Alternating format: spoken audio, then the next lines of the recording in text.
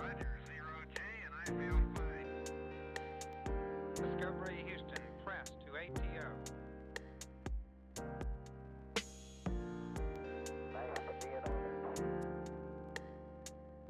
Liftoff of mission 41D, the first flight in the orbit of Discovery, and the shuttle has cleared the tower.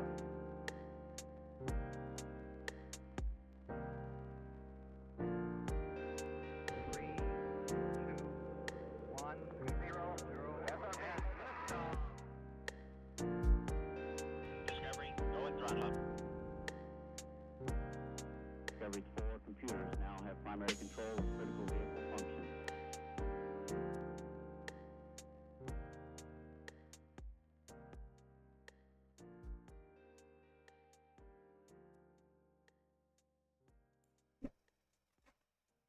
Hello.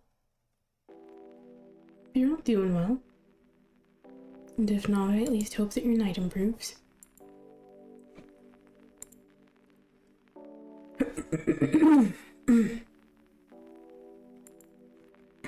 Oof. Sorry if you hear me clearing my throat a lot. My sinuses and such are still not very happy. It's just due to the rapid changes in weather up here right now. It's kinda, you know, pretty hot in the day, but it actually kinda gets a little chilly at night, so my sinuses are just kind of bleh.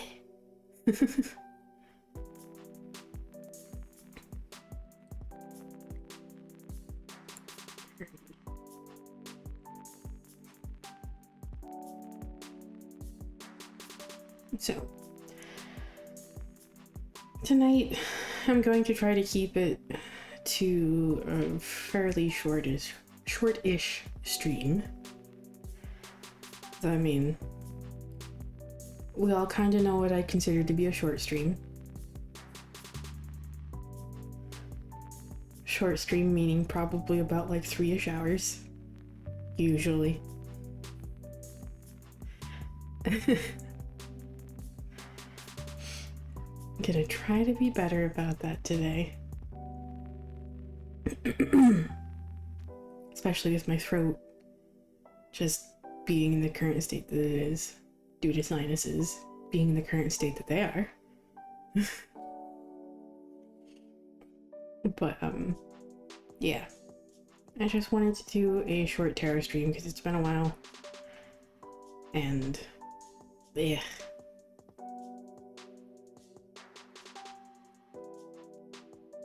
So, we're going to be using the Star Spinner Tarot,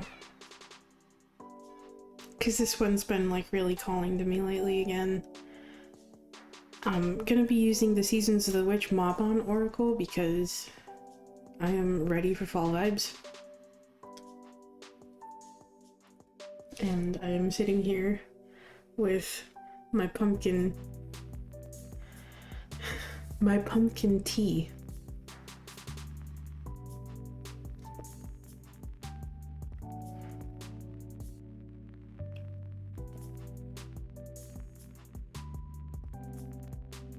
Because I have already been buying fall flavors.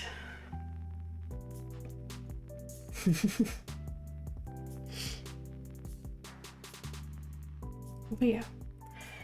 So we're gonna be using the Star Spinner Tarot, because that one's been calling to me for a bit. We're using Seasons of the Witch Mabon Oracle because I want the fall vibes.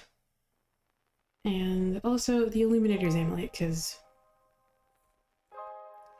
I just felt like using it.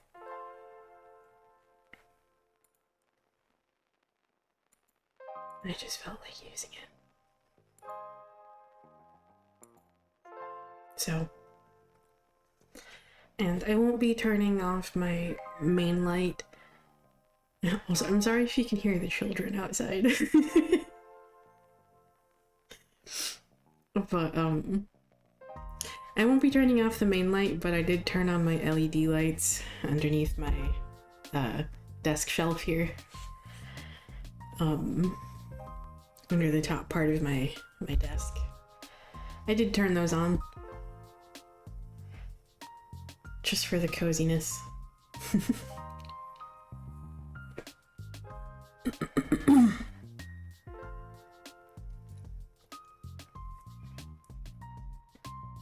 I see sinuses and throat are already just not going to cooperate tonight. I also just realized, whoops. I forgot to put on my rings.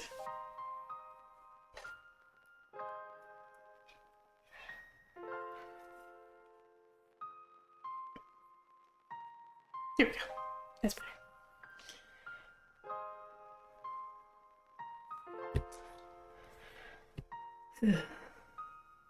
Okay.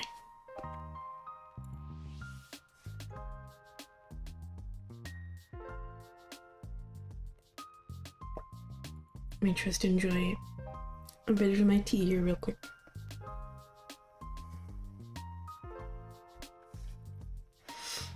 Okay.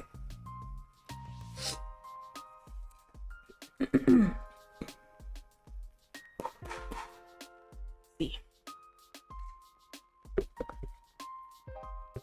Do we need to hit?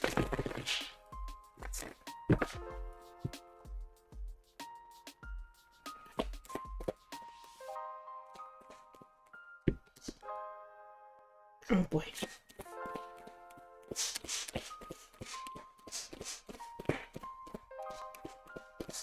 I don't like that one turned sideways. So that means it's calling on both sides of the energy.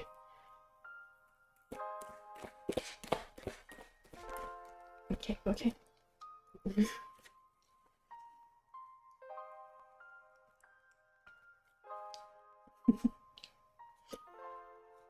Hi, Egg!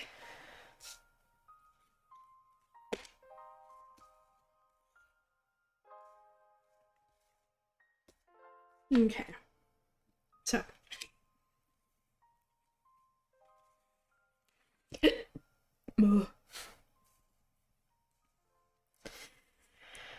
Okay, we got the moon reversed.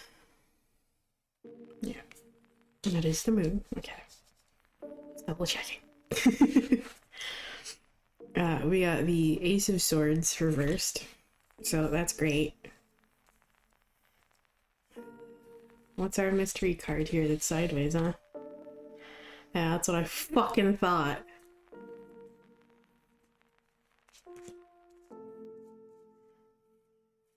The Eight of Swords.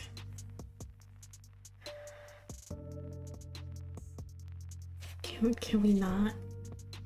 Can we not? Alright, so. There's definitely just kind of a sense of a lack of clarity and just a lot of uncertainty about like how to move forward, how to progress, what the fuck you're supposed to be doing. There are a lot of unknowns and a lot of uncertainty about like how to get going, how to make shit happen. But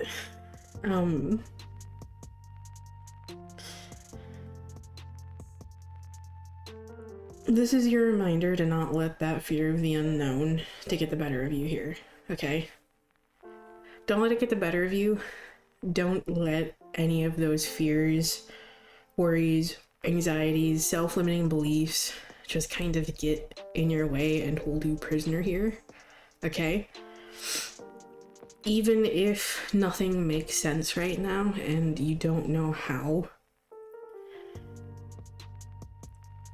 you don't know like what the fuck the deal is, what the fuck is going on, know that it will make sense eventually, okay? You will find that light again. Alright? Just do your best to be as you are right now, okay? Don't get too caught up, like I said, in all of those fears and anxieties and worries and self-limiting beliefs, don't let those harsh inner voices just keep you stuck, okay? And keep you in that, like, place of fear. Okay? Do your best not to let them get the better of you. As I've said many times before when messages like this come up, try countering those voices by telling them that, one, they don't know that that's really the truth right now. Those are just anxieties and fears that are doing their best to protect you. It's a pattern. You developed those thought patterns and those defense mechanisms as a way of protecting yourself. That's what fear is there to do. Okay? The sense of fear has value. Don't forget that. But remember that those anxieties are based off of past information. Okay?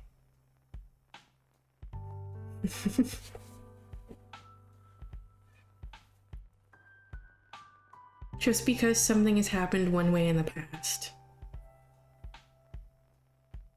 doesn't mean that that's the only way it'll continue going for you.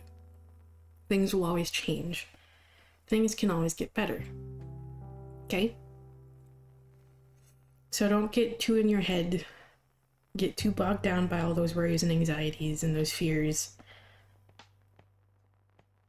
and that feeling of lack. Okay?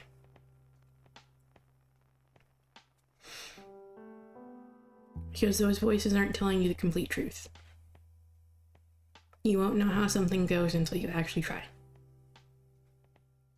So, counter it by saying, one, it doesn't know that that's how it's going to happen yet, because it hasn't happened. And two, counter the harsh inner criticism with compassion instead, okay? So if you find yourself tearing yourself down, remind yourself that you have value.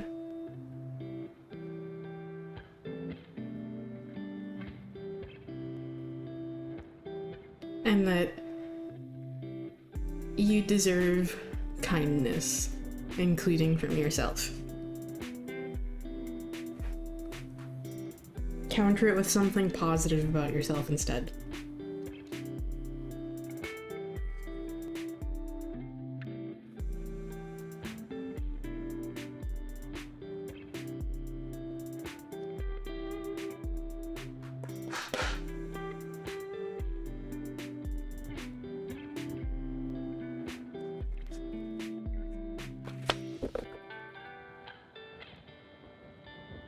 And essentially letting all this bullshit get the better of you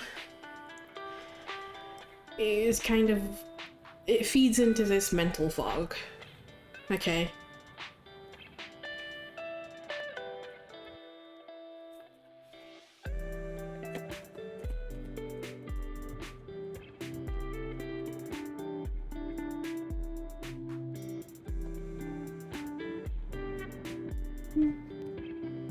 Those are two cards stuck together. There we go.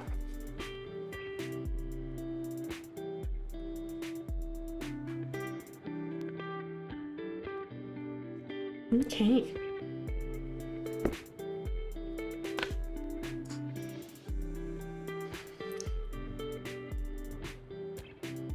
I already know the message of this one. St. John's Wort and Marigold. This one's about protection.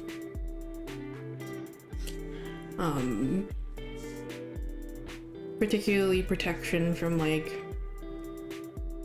outer forces. Essentially, the message of this card is reminding you that you're safe. You're safe to be yourself, you're safe to pursue what you want to. But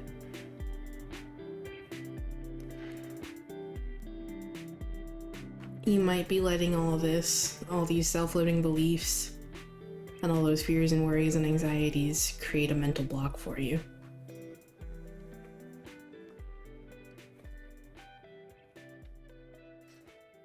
Also, hello.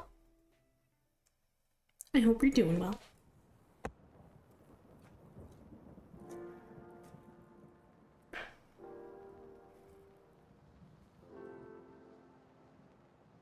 Okay. St. John's wort and marigold. Against your will, there will not be. No entrance, no welcoming. Be gone. Keywords are protection against dark forces, repels negative or unwanted energies. Your higher self chose this card because there are some negative energies swirling around you that are affecting your spiritual well-being. Sometimes that call comes from inside the house. Just saying.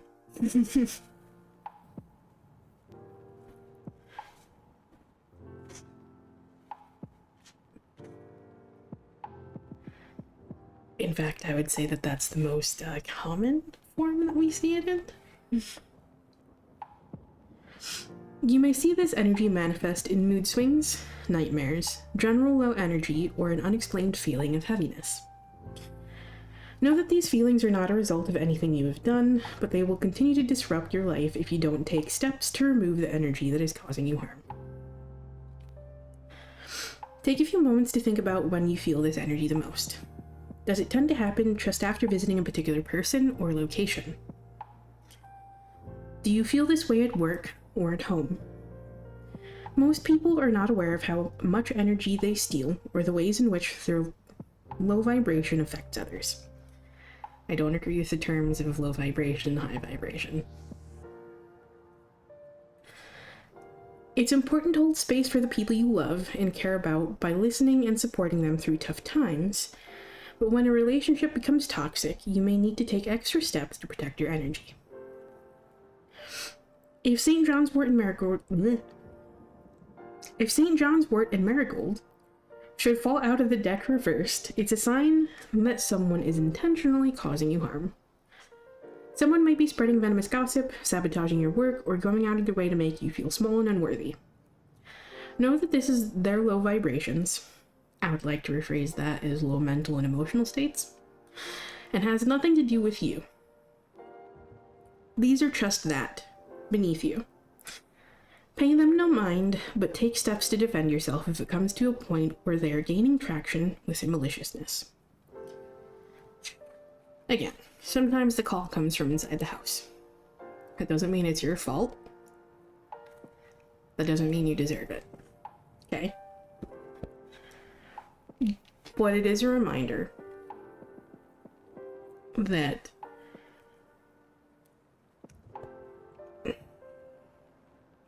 staying in these low mental and emotional states without trying to do anything to kind of get yourself out and only focusing on the negative is just going to continue sucking you further and further into that dark hole, okay? Now, this is absolutely not at all about fucking toxic positivity, okay? Because we don't fucking do that shit here, either. Okay? The way that you're feeling is valid, okay? But don't forget to see the good still around you. Don't forget that you still deserve to experience happiness and joy and experience good things in your life. So don't let those fears keep you small. Okay? And in the event that anyone else is making you feel that way, don't let others keep you feeling small either, okay? You don't deserve to receive that from anyone, and you especially don't deserve that coming from yourself.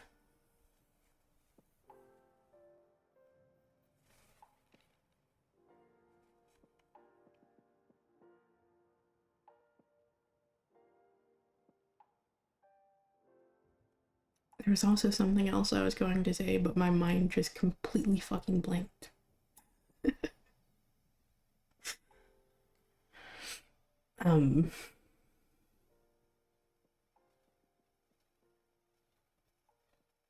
Oh, right. The part about the card, the entry for the card mentioned about like paying attention to if there are any people or situations or environments that make you just kind of feel less than, that make you feel, you know, a little bit down. Pay attention to those moments because they're trying to tell you something. If it is triggering something in you, that is something you should pay attention to. Okay?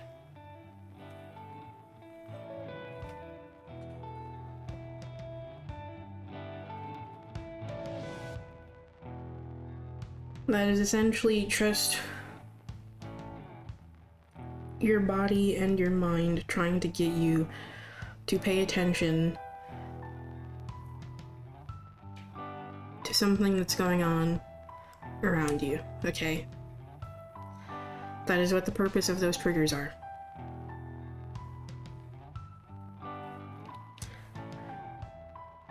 So, pay attention to those triggers. Pay attention to those moments where you do feel less than. What can you do about it? Do you need to set boundaries with someone? Do you need to create distance from someone or something?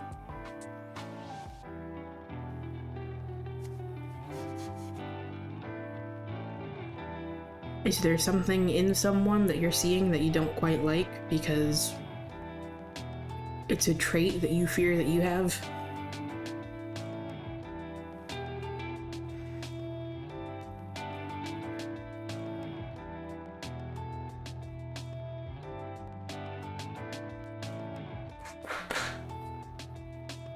Also, sorry, the queue isn't open yet. I'm just doing the collectives. It'll be open shortly, though.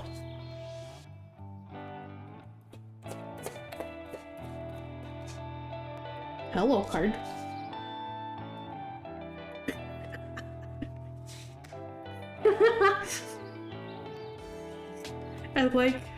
I like the succinctness of that.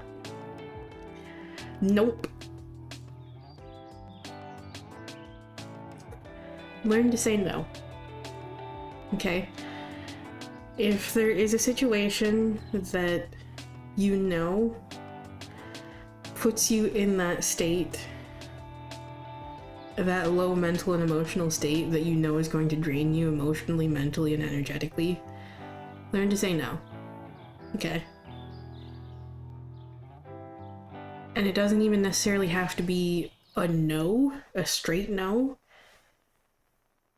Say not right now. Okay? Don't take on more than you can handle right now, okay?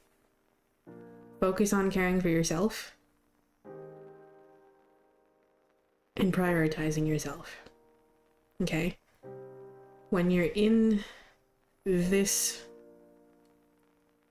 state of just not really being mentally or emotionally at your best, that is a time for you to take a step back from things that you can, take care of yourself in the ways that you can, and nurture yourself.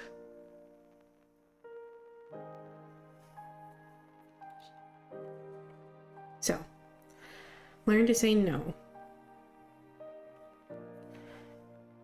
That is one way in which you can start setting boundaries for yourself, okay?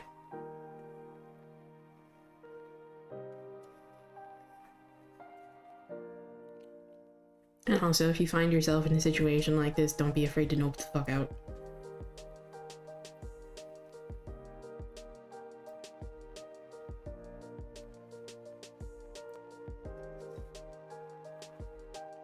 Also, welcome back, Adam.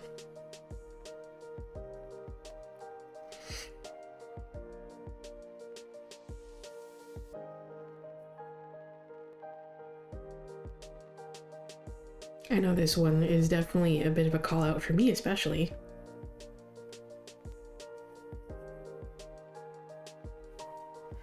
Because, yeah. That's why I haven't streamed in like close to 2 weeks, because I've just kind of needed to step back and prioritize myself again. Streams will probably be pretty sparse for a while here. Until I'm feeling more like myself again. But tonight, I felt okay enough. Like I feel pretty fine right now. And energetically, I'm good. So I just felt like doing this today.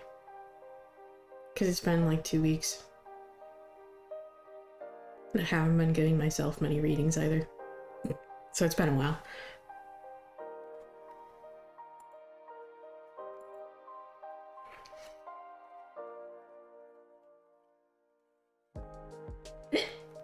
Whoa.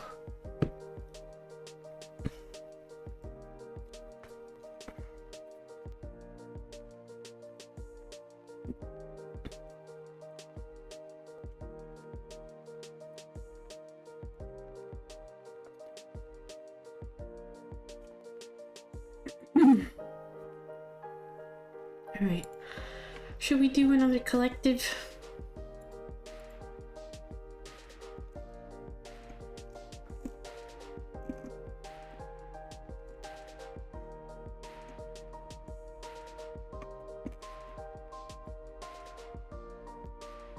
Yeah. Okay.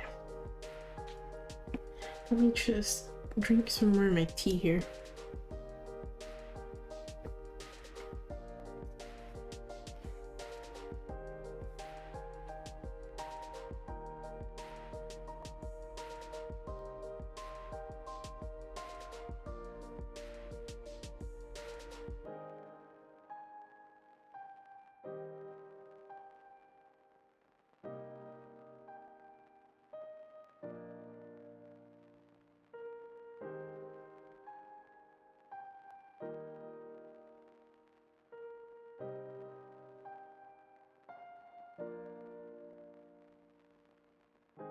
Okay.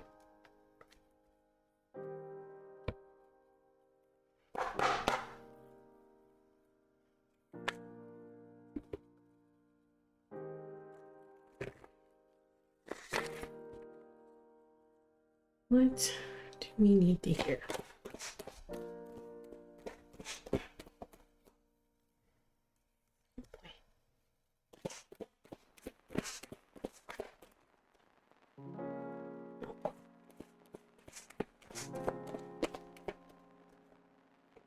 Oh no.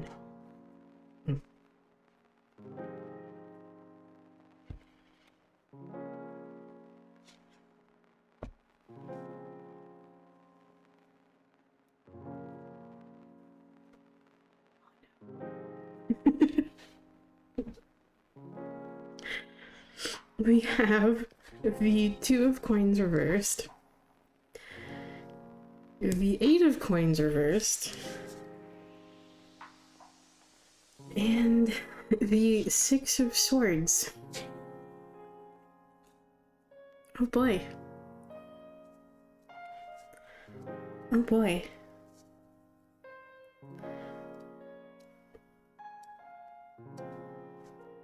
Okay.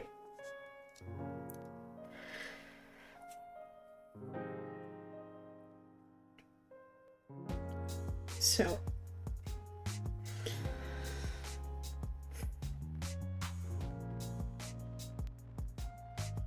there's definitely a need here. Oh, I just noticed with this light, these colors look completely different.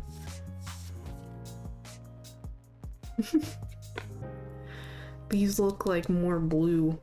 They're more of like a greenish color.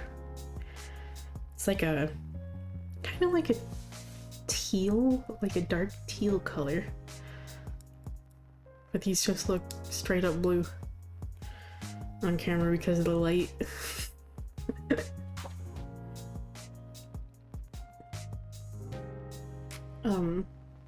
With this Two of Coins reversed energy here, there's definitely a call to just kind of like... There's a call for adjustment here. A need to just kind of like rebalance and reprioritize, okay? A call to rebalance and reprioritize. Okay. This can be in terms of resources,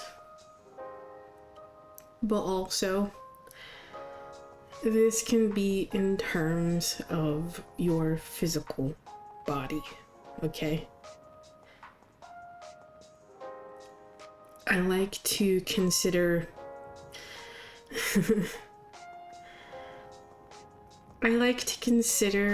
the coins the suit of the body. It's the suit of the physical realm. That usually applies mostly for most people to like resources, like money and finances and such, but also like resources like, you know, necessary resources that you need to survive, like food and a home and all that sort of shit. But this also, for me, to me, applies to your physical self, your physical body, and your energy. Your physical energy.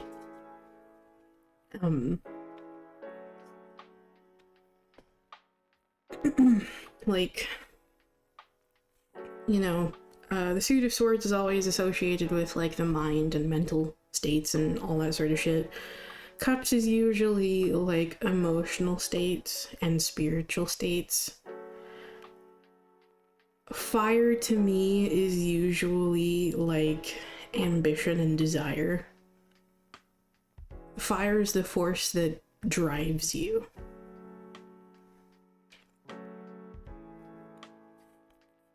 This suit, coins, pentacles, refers to your physical self, your body.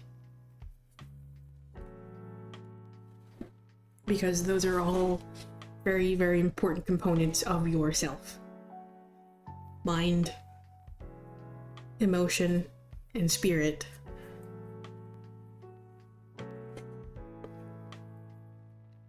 Your sense of passion and what drives you, and your body.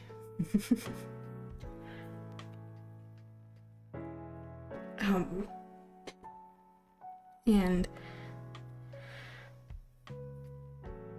going along with the past message, this is kind of reminding you to, like, rebalance and reprioritize, okay? Because, like, yes, that can, like, as I said, apply to, like, resources and, like, everyday mundane life and all the tasks and sort of shit that we have to do, and, like, work and all that sort of shit, and yeah. But to me, this is mostly about your physical self, your body, and the need to just kind of reprioritize things here and just kind of like focus on yourself and giving yourself time out, okay?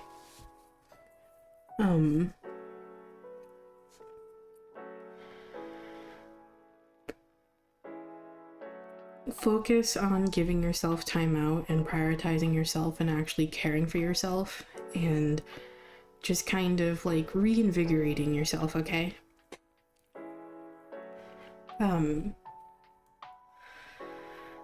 Like, don't get too caught up in like that sense of perfectionism and getting lost in like the details of like everything that's like going on around you, and just getting lost in like the daily tasks and chores of like everyday mundane life, okay?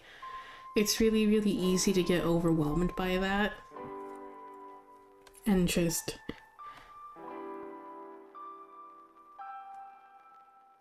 either push yourself too far, or you worry about it so much that like you start falling behind on things, and then we start feeling a sense of shame.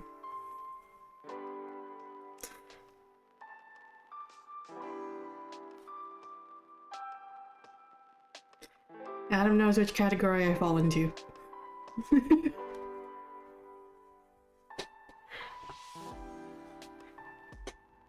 No matter which of those spaces you're finding yourself in right now, don't be harsh on yourself. It's not a reason to be ashamed. It's not a reason to feel guilt, okay? You're managing as best as you can with what you have, okay? Don't let everyday life, especially like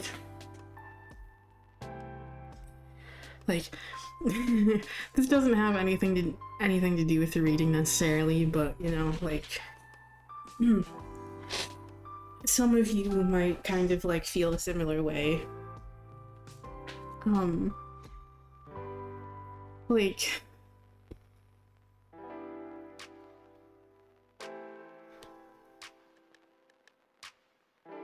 when we get so overwhelmed by like all these like things and like the mundanity of life, it's really, really easy to just get burnt out.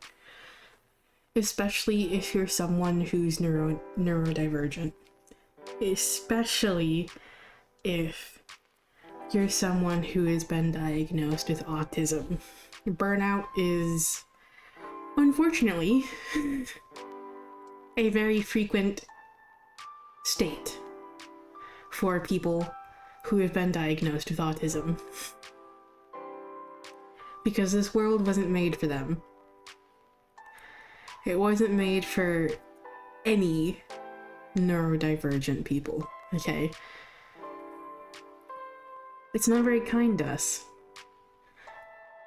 So we find ourselves a lot more easily overwhelmed by all of the fucking like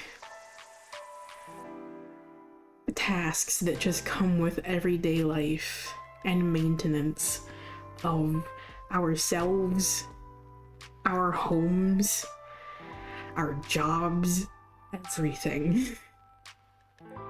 It very, very quickly becomes overwhelming. And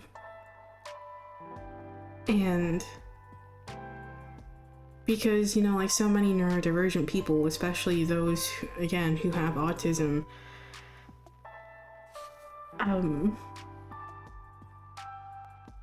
so many neurodivergents, like,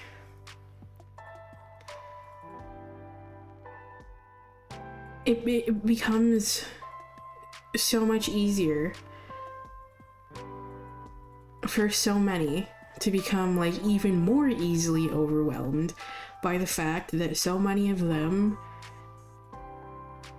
mask to varying degrees as they're interacting with environments and people that they within their daily lives, whether that be at work, at home, whatever. And it can be really, really hard to find that like place where you can truly just shut off and let the mask down. And a lot of people don't realize how fucking draining that is. It's extremely draining.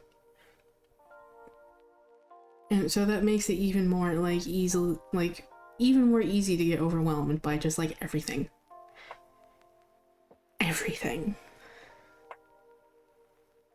That like daily life and society, like life in society entails.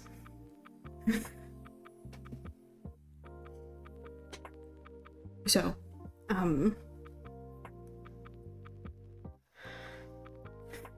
yeah. Yeah. And this is something that I've been, like, personally, like I said, none of this really has to do anything with, like, the current reading. But I know that this is something that a lot of people might potentially find, like, relatable. Something that I've been trying to do, trying to remind myself of so fucking frequently, is that it's okay. Like, if I'm not able to keep up with everything in my daily life. It's okay. It doesn't mean I'm broken. It doesn't mean I'm worthless. It doesn't mean I'm useless. It'll get taken care of when I actually have the resources to devote to it.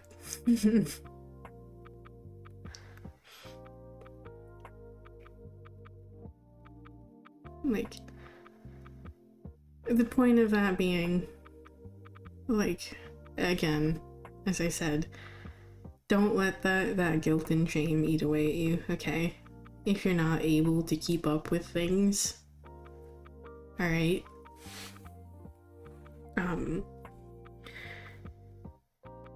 So, rebalance and reprioritize here, okay?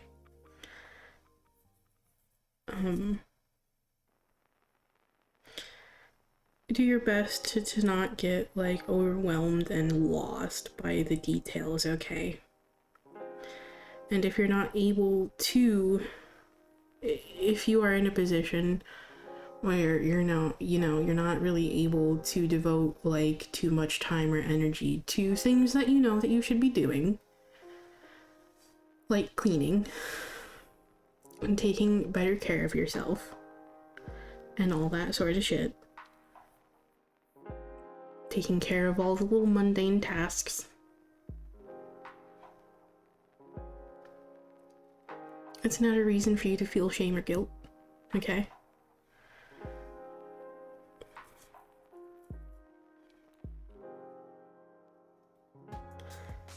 Do it when you can actually devote time and energy to it. Okay?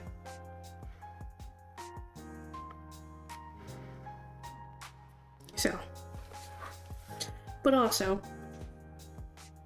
other than that, know that whatever it is that you're working towards right now, if you are working towards something and trying to essentially set up a foundation and a plan for, like, your life and how you want to move forward with things,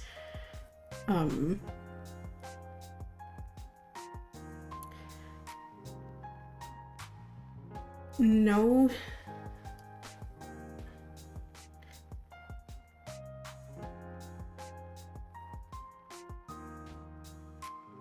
remember not to just, like, kind of get lost in that sense of perfectionism, okay? Even if you don't have, like, every little detail figured out right now,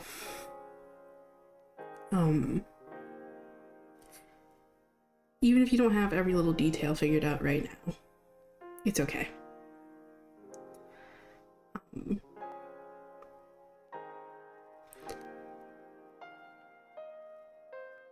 Don't let any of those little setbacks just kind of get in your way of moving forward, okay?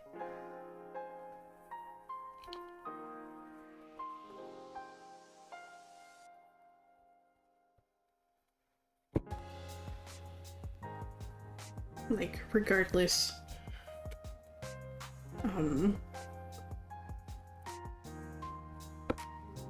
Six of Swords here involves moving on to better things, okay?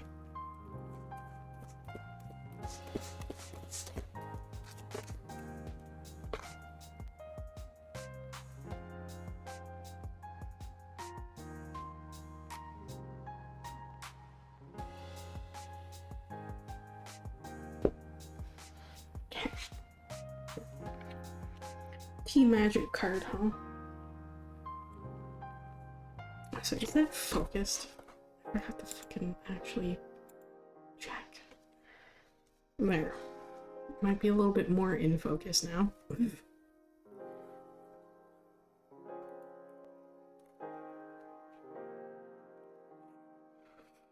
Tea magic. Reach into your subconscious, pull from the source, and weave magic with intention, and the answers will unfold. Oh yeah, and the reason I say that, by the way, about like the other part that I forgot to mention about Life is Seed of Coins, the reason why I mentioned about like if you're like working towards something right now and stuff, and like setting up plans for your future, the Seed of Coins also deals with manifestation and like the kind of like setting the foundation, setting the groundwork for things, and like the actual practical action that's necessary for manifestation.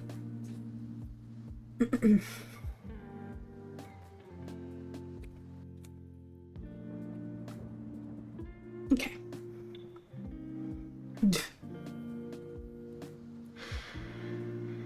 Your higher self chose this card because the answers you're seeking have been right in front of you for some time, but you've chosen not to see them.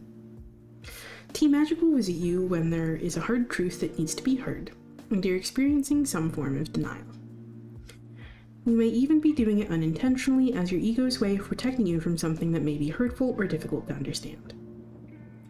Tea Magic is a spiritual intervention, telling you that while it may be hard, it's time to rip off the band-aid and face the truth of your situation. Take time to think about where illumination needs to occur. What have you been avoiding in your life? Know that ignoring it may only be making your situation worse, and if you don't take action now, you could be facing significant consequences. Fortunately, this card means there is time to turn your circumstances around. Your situation will still be challenging, but deep down you already know what to do to overcome this obstacle.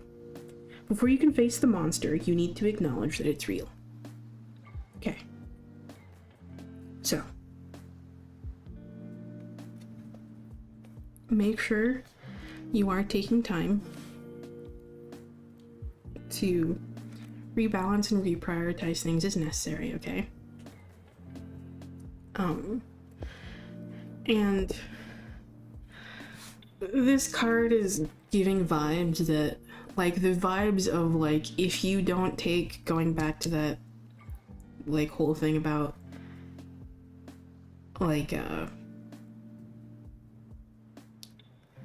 needing to, like, rebalance and reprioritize yourself and, like, give yourself time to recharge and replenish yourself, and, like, continuing to push yourself further and further and not really taking time for yourself, even though you know you need to.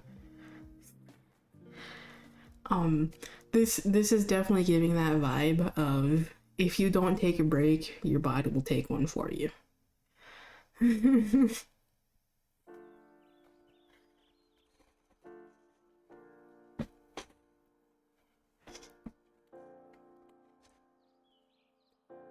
If you know you need to do it and you're not doing it, pay attention to that.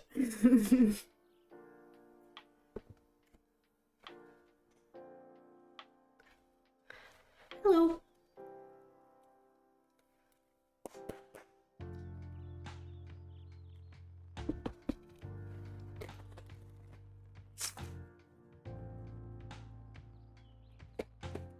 Oops.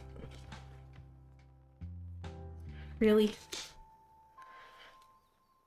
Pick the following card.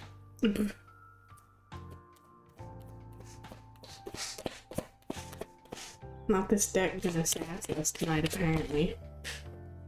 That one's... Oh, the cards stuck together. I'm doing well. How are you doing?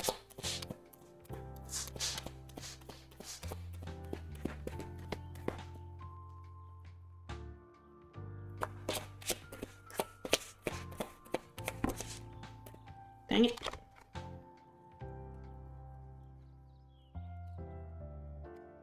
Okay. I guess it just one gives us multiple cards right now. So.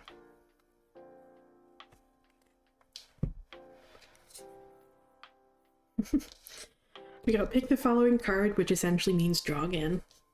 Because this deck likes being a sassy little shit. Continue manifesting this.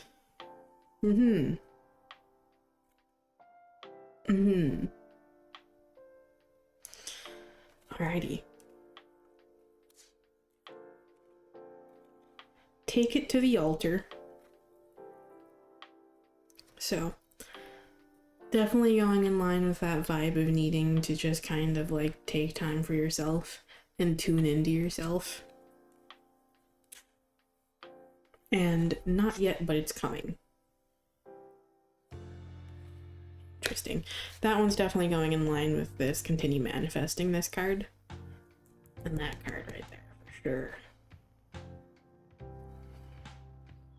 So. Rebalance and reprioritize where you know you need to. If you know you should be doing something, listen to that, okay? And see what you can do about the situation.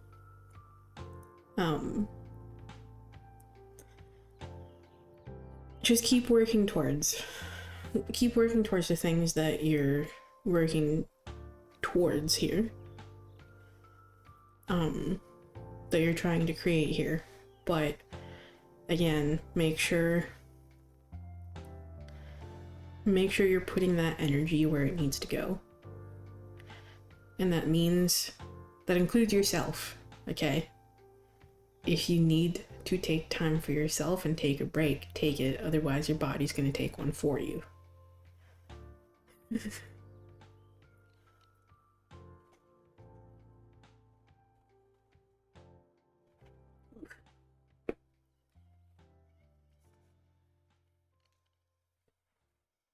Okay.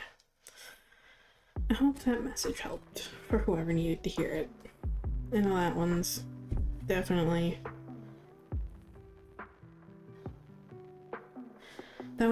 tying into the other one for me.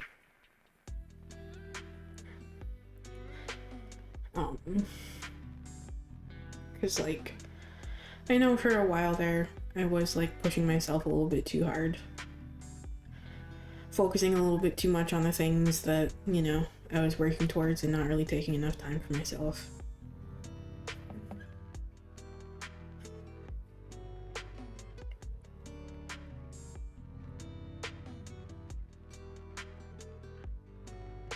Which is why I kind of had to take a step back and just take time for myself again.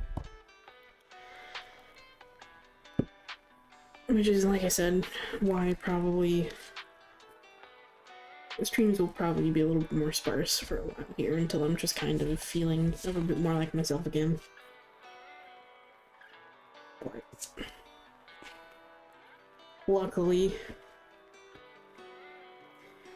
here in like a week or so,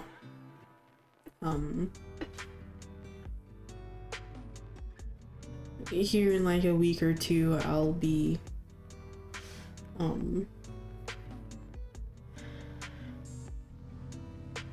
getting something that will definitely help me do so.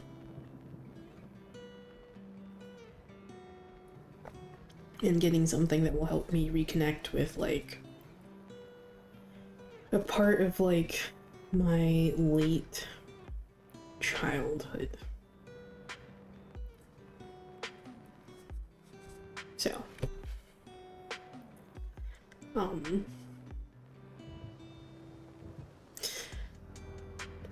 I don't know if anyone else here used to play Guitar Hero or Rock Band back when those were like a thing. There's a company that's called Cracked, spelled CRKD,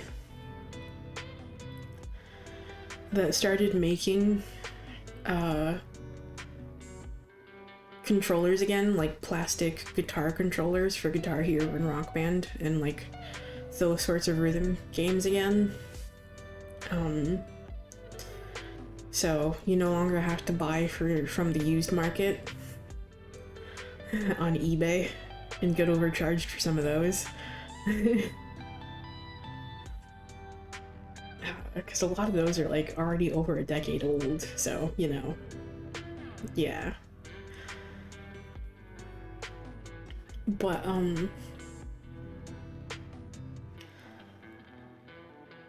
Guitar Hero and Rock Band and those sorts of games were like a big part of my late childhood.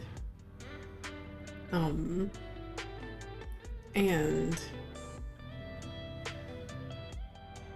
I'm going to be getting, like, I ordered one of those controllers for myself.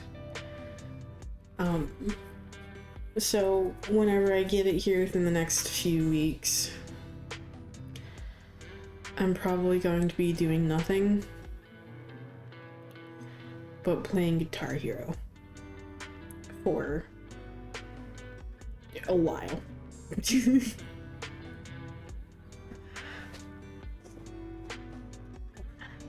Readjust. Anyway, enough yapping. It's time to open the queue. The queue is now open.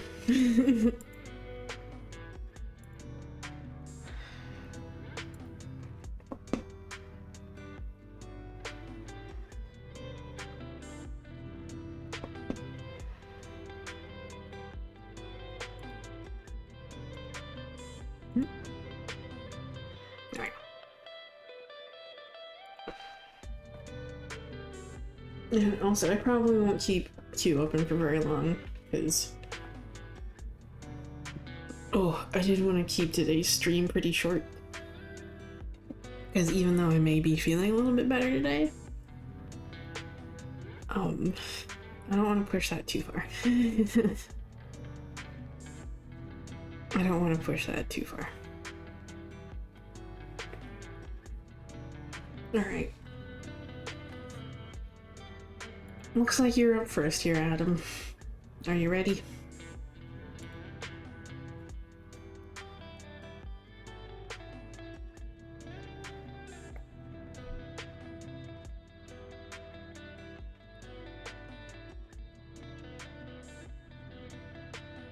Okay.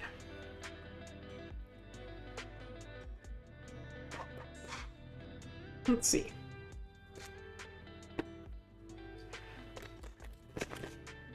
What do you need here today, Adam?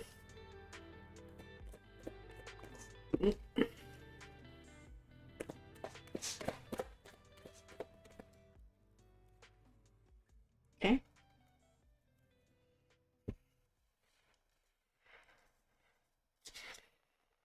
Alright, we got the King of Cups, and we got these two sideways cards here. The Seven of Wands.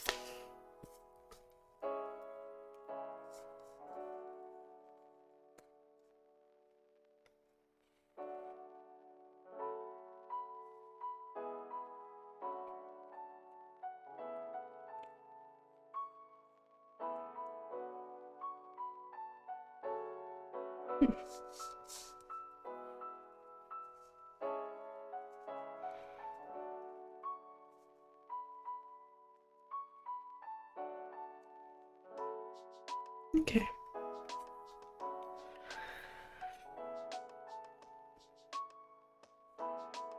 We have the King of Cups, the Seven of Wands, and the Ace of Coins reversed. So essentially, what this is telling me right now is essentially,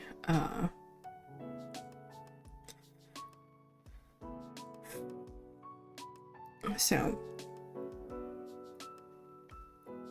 hi Bree!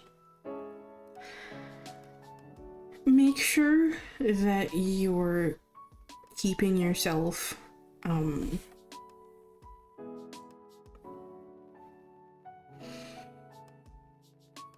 make sure that you're keeping yourself up, like, open, like, emotionally and such, okay? Don't, like, close yourself off. communicate about like the the things that are like going on with you, okay?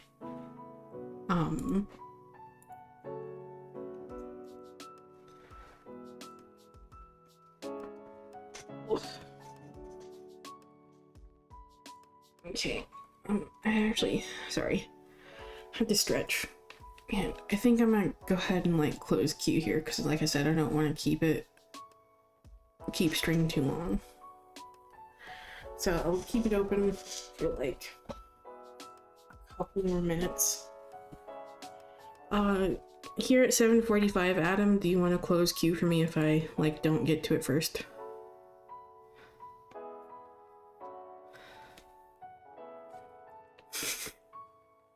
Yeah.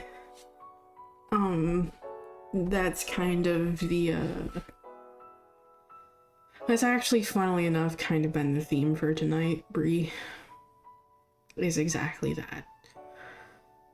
It's learning to say no, and not taking on things that you don't need to.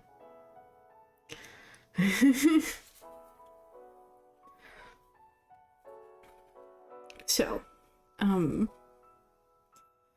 the King of Cups here is here to remind you to just kind of like keep yourself open, like emotionally and stuff, and don't close yourself off. And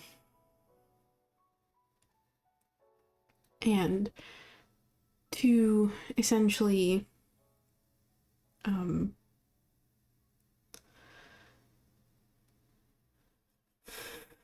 remember to essentially just kind of like sit with those emotions, okay? Don't try to shove them away. Don't try to bottle them up and close it off. Deal with what's in front of you emotionally, okay?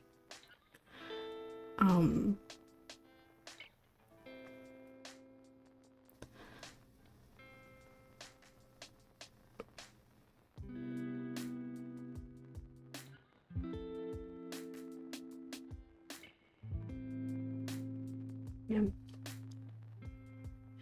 Essentially,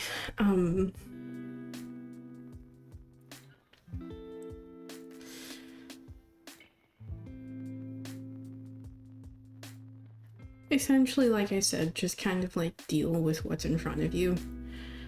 This Ace of Coins energy is also kind of giving that same energy here of what I just said a moment ago, because the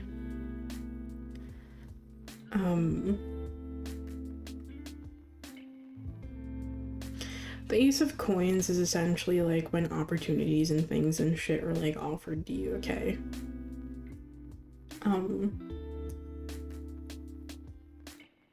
And it's also like about new beginnings and like growth and such, okay? And like there is that element of like, there is a bit of that element here with this Ace of Coins to not take on like more than you need to right now. Okay, like you already have enough to deal with, okay? The Seven of Wands energy here is about just kind of overcoming obstacles and like rising to face the challenge that's in front of you, okay?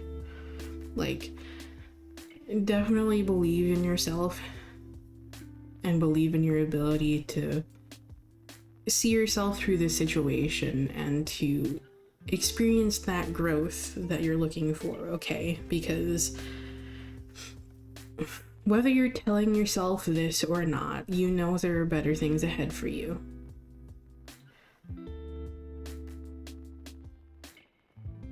Okay?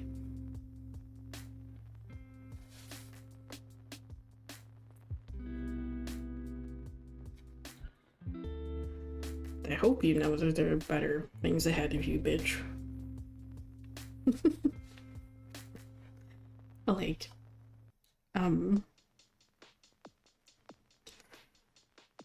I know this is going to be a massive change here. Okay. And there's going to be a lot of difficulty and a lot of obstacles that are going to get in the way here. But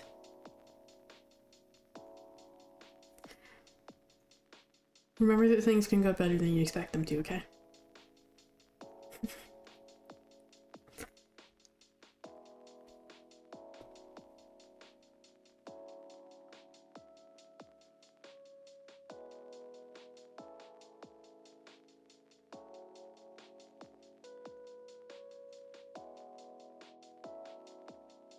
But yeah, I know we need to start kind of setting up the plan anyway.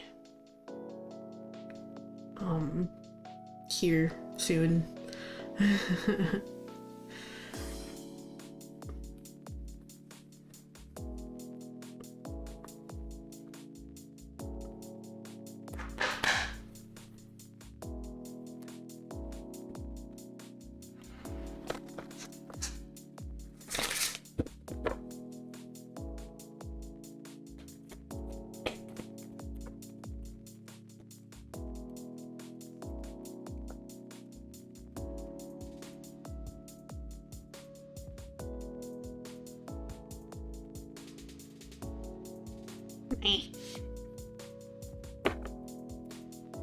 The deck's sliding out of my hand.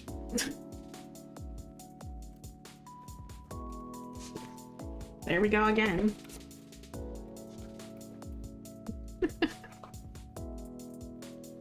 This is also the reason why I didn't want to stream too long. I'm already starting to get tired.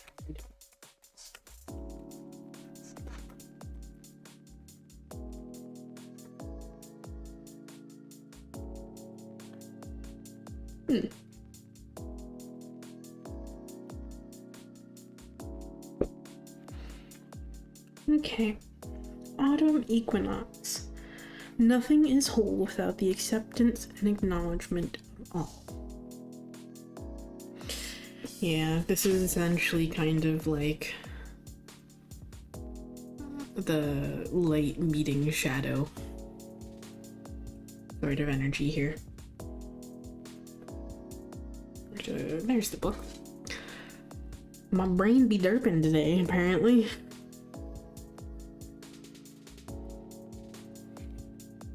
When doesn't it, though?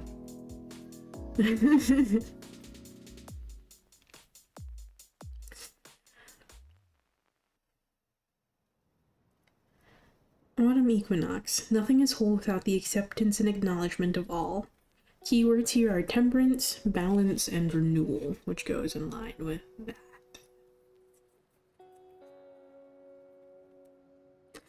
Your higher self chose this card because the autumn equinox is a wonderful time to consider where you might be experiencing imbalance within your life. Are there ways you're living to the extreme? Are there areas in your life that have been overlooked or perhaps forgotten about entirely? Typically, things such as spa days, time off, more rest, and more time spent with friends are the first things put on the back burner. But it can just as easily be creative expression. Having new experiences, cleaning your space, forgetting to pay a bill, or even being your best self at work. If you've been in a period of extreme action, now is a good time to begin entering a phase of rest, renewal, and passiveness. Attempting to force your way forward may actually be the reason why you're not receiving the results you're hoping for. Likewise, if you have felt stagnant or are falling victim to the extremes of laziness, receiving this card is your sign to renew your motivation to prevent anything else from falling through the cracks. Balance is not just related to physical action. Balance of the mind is also a worthwhile cause. Consider whether you've experienced a period of pessimism and can use a more joyful outlook on life. The opposite might also be true. Are you using positive thinking and speech to bypass what you're truly feeling?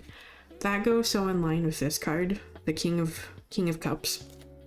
And what I said about like not shoving away your emotions and like actually dealing with those. Because the King of Cups energy is also about balancing logic with emotion, balancing the heart with the mind. Which, funnily enough, is what this entire desk mat represents. On the other side of the desk mat, opposite this scale here, is a heart with a dagger through it as well.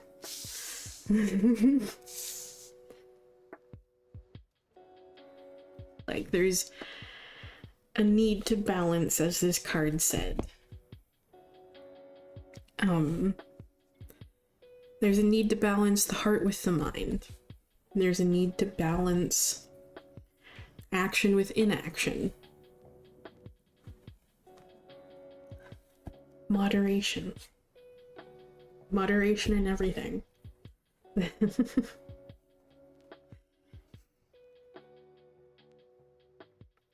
So, remember to deal with those emotions as they come up for you, okay? Don't try to shove them away. And by deal with them, I mean just let them exist and know that they will pass, okay? There's, what's the one exercise? Immediately, funnily enough, immediately when I got this card, the first thing that came to mind here was the Falling Leaves card, which funnily enough is the card that's featured on the box art, which is about releasing, like, releasing all of those, like, things that are holding you back. And it involves a ritual in it where you essentially, like, visualize releasing those things by picking up leaves and letting them, like, fall from your hand as you, like, essentially speak what it is that you're releasing. And for whatever fucking reason, this just jogged my memory, like, a few moments ago. This reminds me of there's an exercise that is used in, like, it's used in, like, therapy and counseling and such. It's called the Leaves Down a Stream exercise. It's where you essentially just kind of, like, visualize those thoughts and emotions as just kind of passing by you in, like, a stream of water, essentially.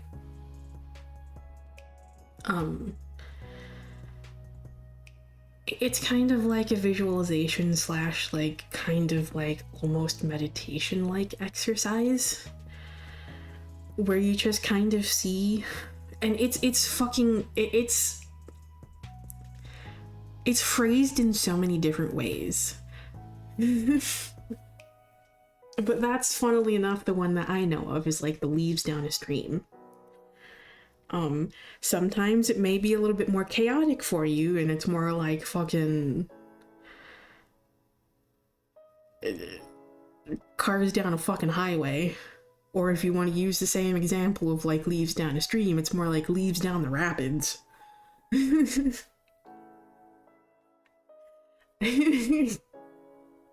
But it's essentially, the point of this exercise is to essentially kind of, like, separate yourself from those emotions and those, like, thoughts that you're experiencing, okay?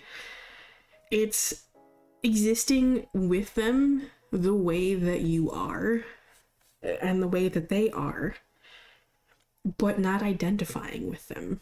It's letting them flow past you, knowing that they're just passing moments. That's the point of that exercise, and it's, again, a thing that's actually used in therapy and in, like, counseling and stuff.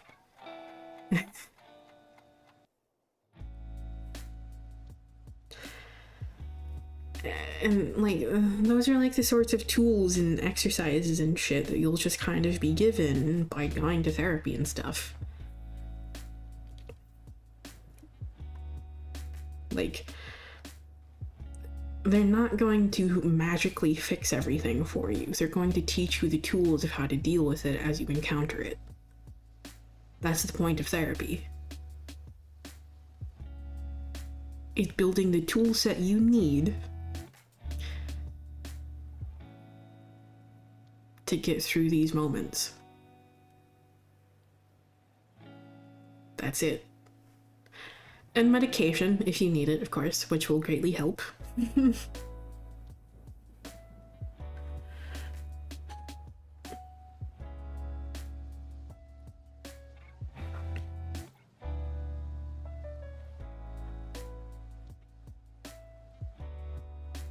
Because, you know, some of us just quite literally have a bit of a chemical imbalance in our brain.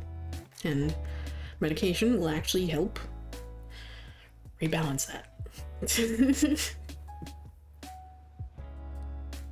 But yes. So, anyway, as I was saying, like, it reminds me of that. Okay. It reminds me a lot of that. Of the leaves down a stream exercise. And yeah, essentially just visualizing those thoughts and emotions is essentially just kind of like slowly floating past you and away from you. It's essentially an exercise in helping you just kind of deal with the emotions and the things that are in front of you, while also not attaching to any of them. So, yeah.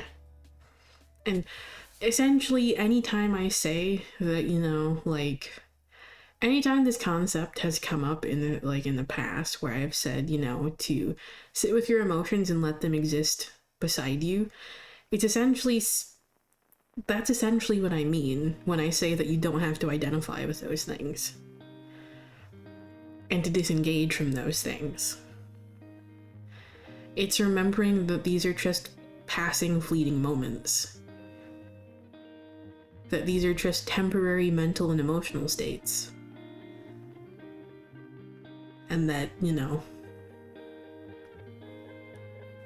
essentially, they'll pass with time.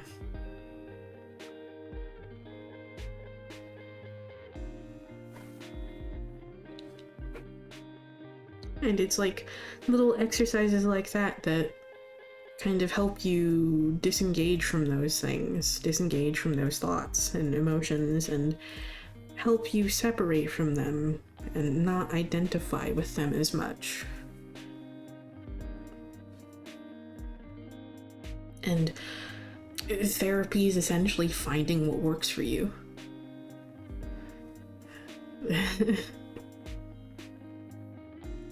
So, like, as you're essentially working to just, like, grow and release these things, like, trust in your ability to get past these things, okay? Know that you will overcome them. These are just passing moments, passing thoughts, passing emotions. There's more to this. There is more than this. More exists than just these moments and these thoughts. Okay? They are not all you are. And there is something better besides just those moments.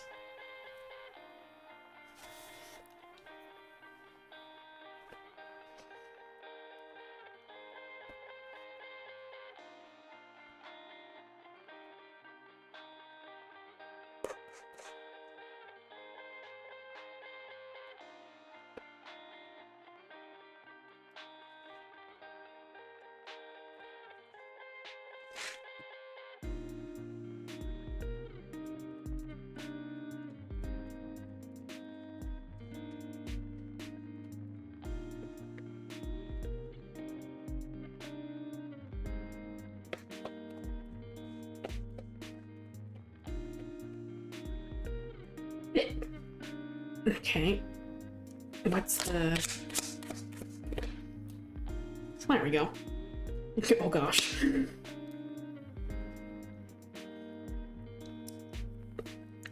Go deeper.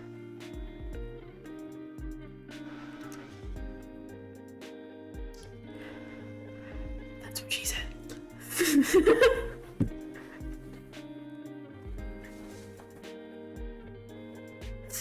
I had to, I'm sorry. It was too fucking tempting. can't set me up like that, card. It's your fault.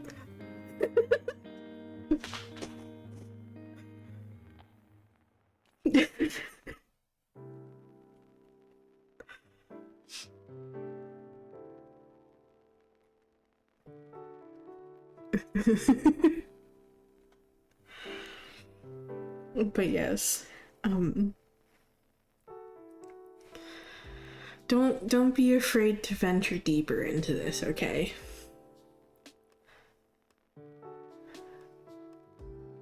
The more you build up that tool set to navigate this part of yourself, the easier it'll get. Okay?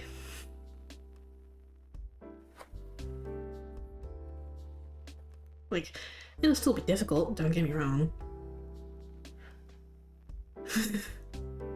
But, yeah.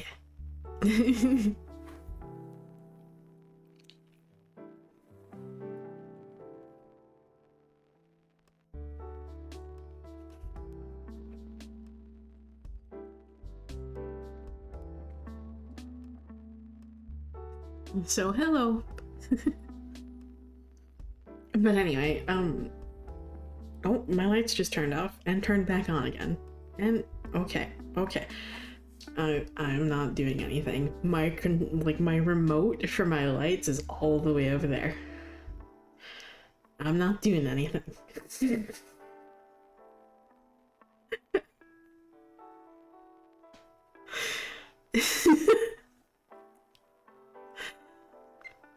Ugh. You know what? Here.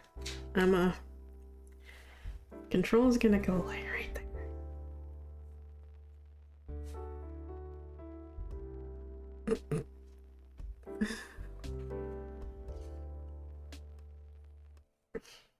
But anyway, as I was going to say, I hope that message is helpful to Adam.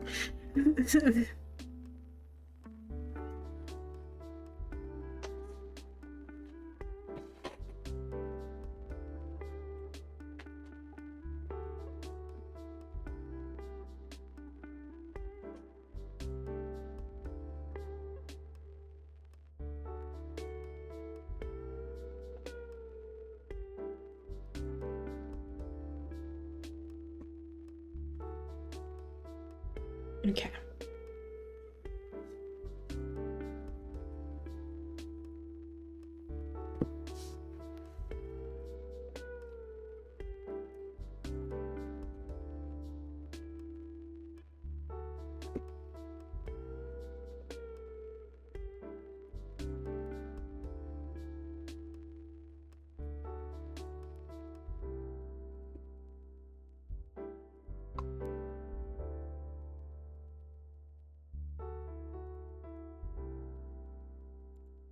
Okay. Also, oops. You forgot to close the queue for me. I got it.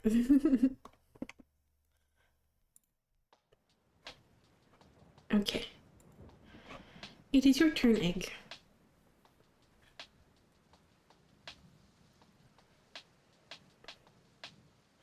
Hello.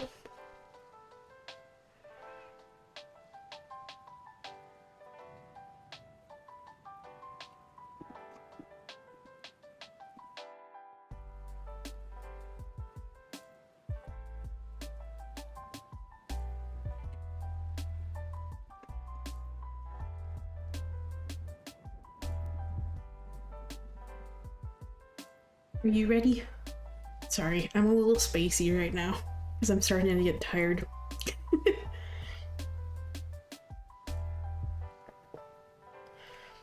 That's why I wanted to keep the stream somewhat short today.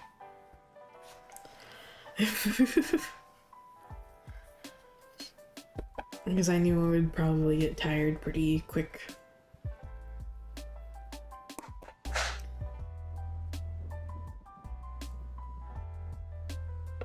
Nice. Yeah, I've been taking naps a little bit more frequently lately.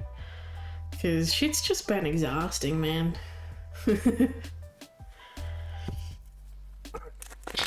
Let's see. What have we got for you tonight, Egg?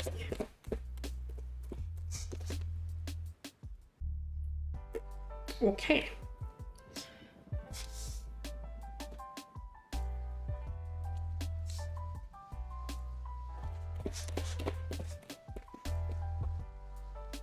Okay.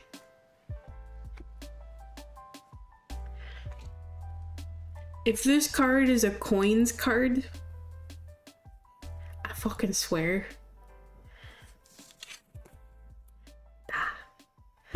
It's a fucking Three of Swords. How dare.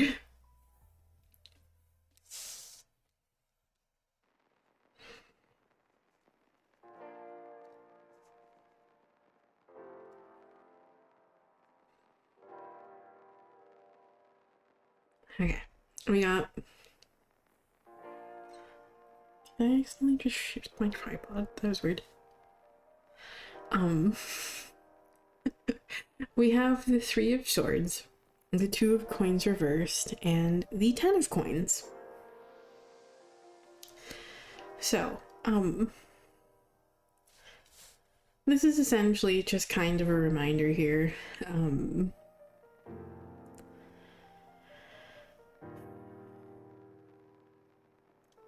To just kind of release, like, these ways in which you're just kind of like hurting yourself, okay?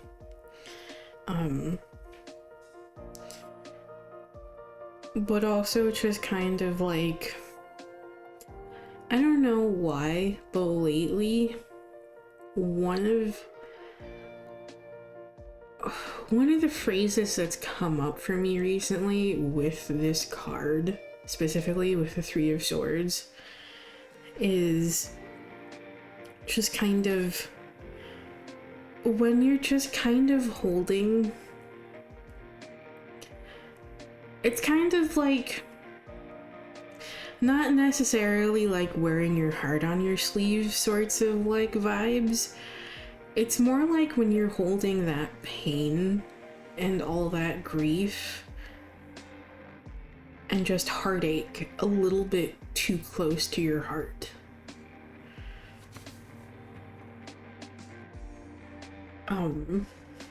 Is like the specific phrase and vibe that's been coming up for the Three of Swords recently, and I'm not entirely sure why.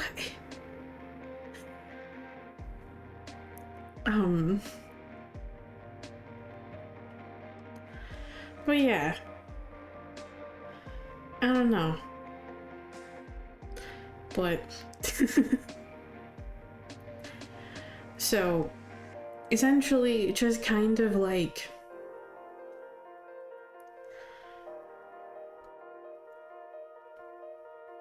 just kind of carrying this pain and this grief with you a little bit too closely to your heart, and just kind of like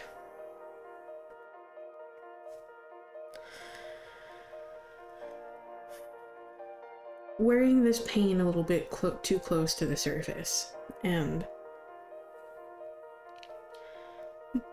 like oh, sorry.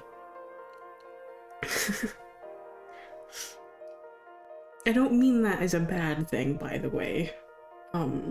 Not like a reason to like feel ashamed or like feel like you should like close yourself off or anything. It's just more so kind of, like I said, identifying a little bit too much with like the pain. Yeah. The other thing I was gonna say is in regards to this card, the Ten of Coins here, this is just past hurt and escaping this like pain of the past, essentially currently meaning like probably in combination with this Ten of Pentacles, this Ten of Coins energy, home life.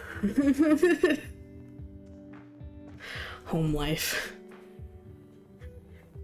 and letting all the pain and shit that comes along with that go, and finding an escape from it.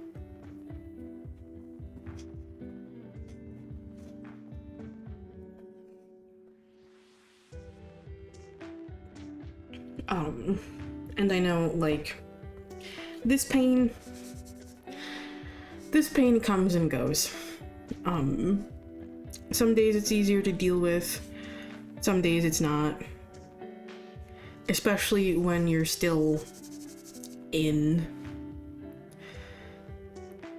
like, when you're still in the environment that, you know, kind of caused it in the first place.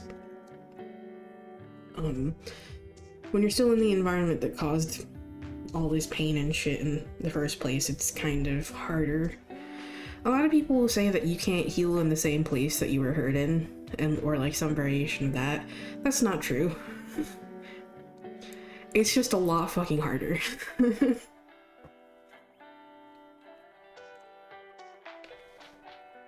It is a lot fucking harder. But anyway. So, for me, this is kind of connecting with this 10 of Coins energy.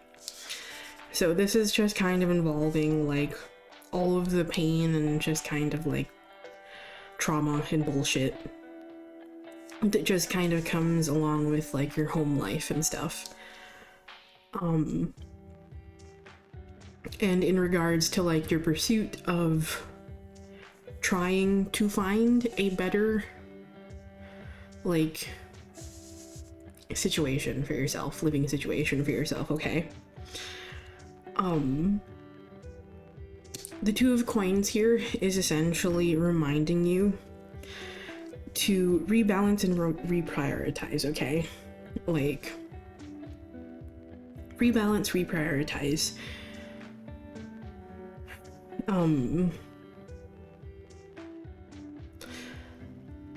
Put that energy and those resources into the things that will best serve you in this moment, okay? And yeah, like,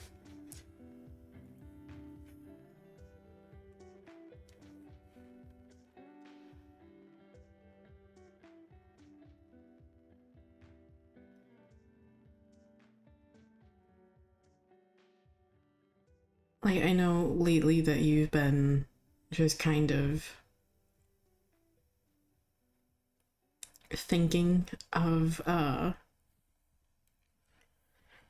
like, trying to essentially figure out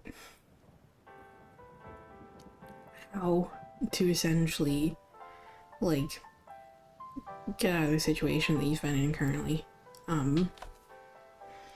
So...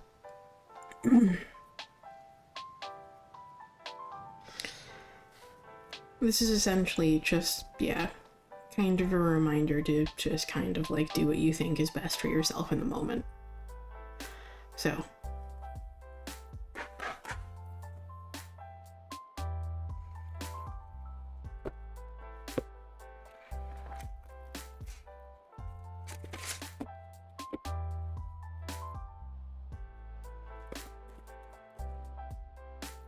Excuse you. That card, like, flipped over, but it just, like, put itself back in the deck. That card just really said, nah, not this time. Yeah. Yeah. Yeah. Whoa. Oh. You are woven with an embrace, protected, loved, and the familiarity of finally being home. Oh.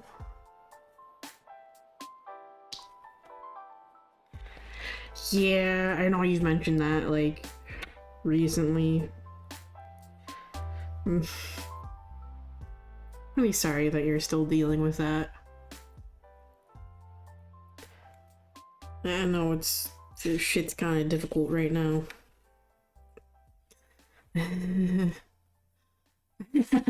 Yeah.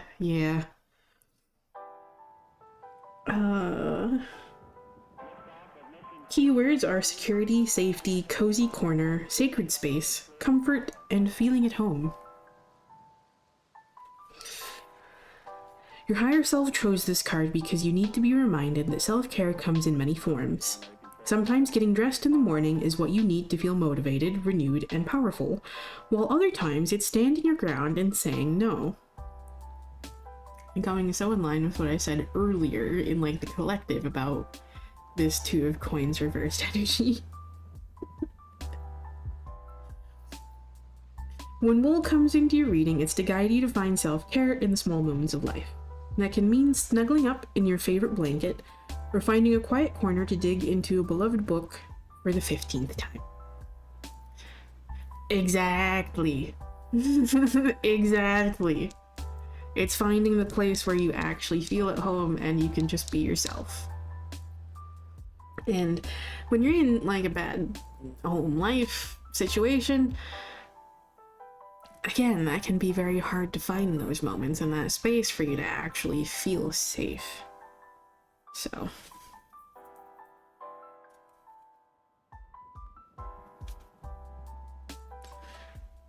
It could mean buying a little cabin in the woods somewhere off the beaten path, or heading home for a few days so your parents can hold you and tell you it will be alright. There are some places that just feel like home, and some things such as a security blanket that make you feel safe. Receiving this card is your sign that what you need now more than anything else is the feeling of something familiar. Wait before starting something new or making any decisions. Instead, seek out some time to reconnect with what once gave you a feeling of peace and ease.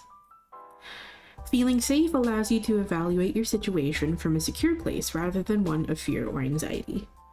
You'll be able to see your circumstances from the outside rather than standing right in the middle. If you have pulled this card along with Corn Maze, you are guided to start from the beginning so you can reconnect with what's important to you. So, this is definitely, like I said, going in line with what I said earlier about that Two of Coins reversed energy, and heavily going in line with that one. Like, it's difficult to just, when you kind of don't really have a fucking choice, it's kind of difficult to, or rather, not when you don't have a choice, but when you don't have an option. When you're still just kind of like stuck in that situation, like I said. Still within that situation.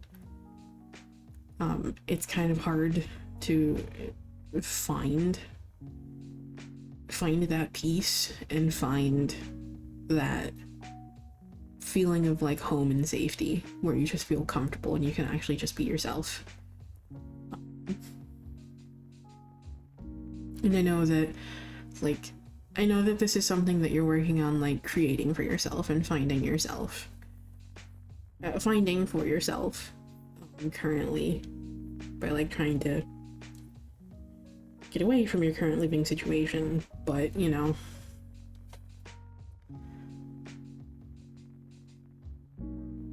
the things are kind of you just kind of keep meeting obstacles.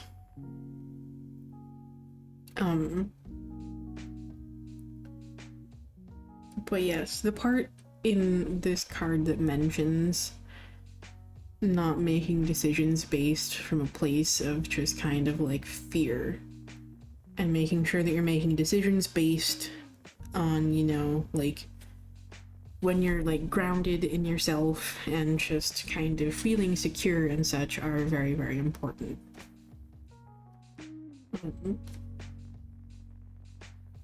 But yes, so even though it is difficult, I know, do try to find those moments of quiet for yourself. Lean into those people that actually do make you feel comfortable and safe enough. You know, like Wyatt and such. And like take care of yourself, okay? Like try to take care of yourself. And part of that is making sure that you are kind of leaning into those people and spaces that actually do make you feel safe. And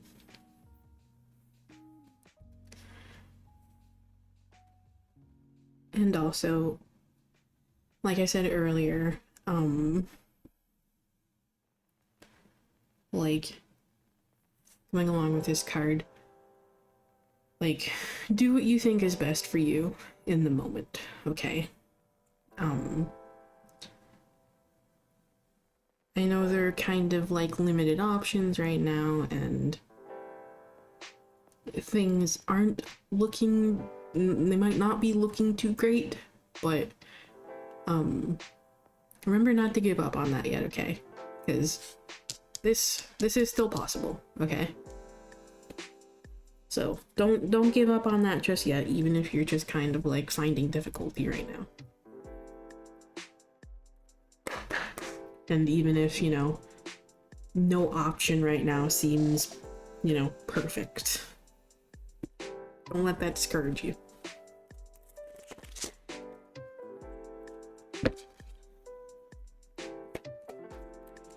Hello. Bitch, what? This card just like fucking flew out. Trust you already know. So trust yourself to do what's best for you in the moment, okay?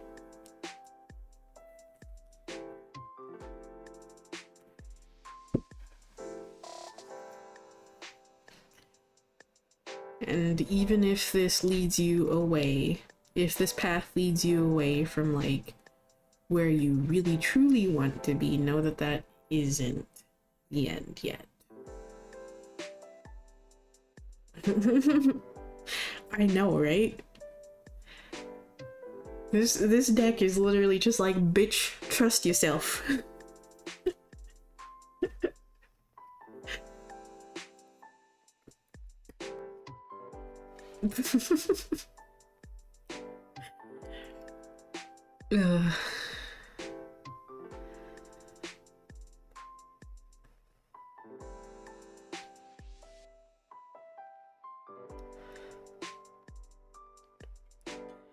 Yeah, I swear we always get cards like this for you.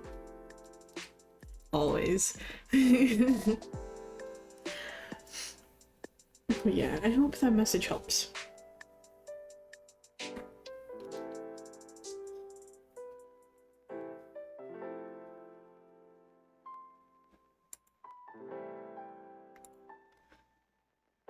Of course. And I really do wish you the best of luck in finding an out from the situation that you're dealing with currently. Like, as someone who's been in a similar position, I know how kind of hopeless it seemed. And I'm not just talking about, like, the recent time either. I'm talking about, like, back, like, nearly 8 years ago at this point.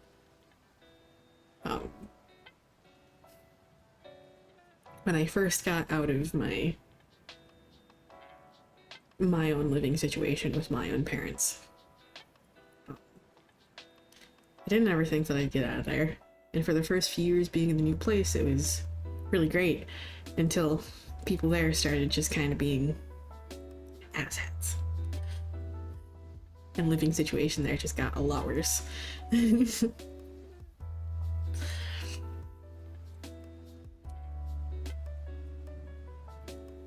I certainly didn't think I'd be here in this new place, so that's for sure.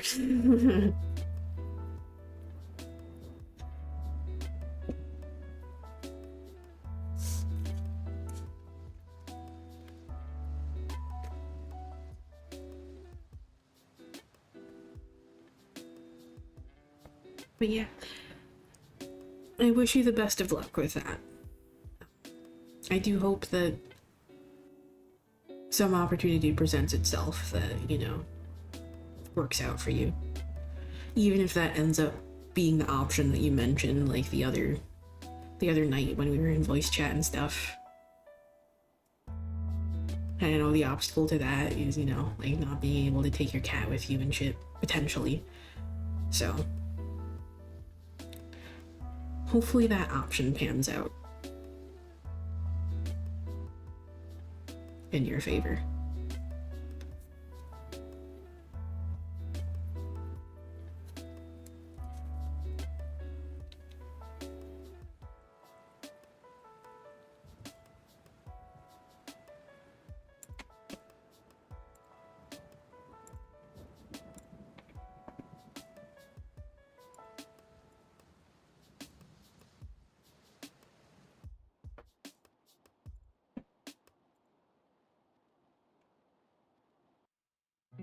Hello, Bree. Are you ready? Also, let me take a drink of my tea.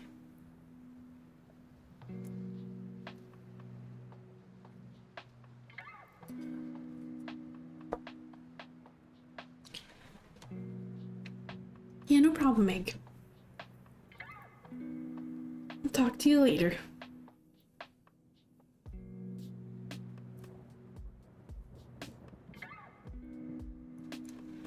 And take care of yourself.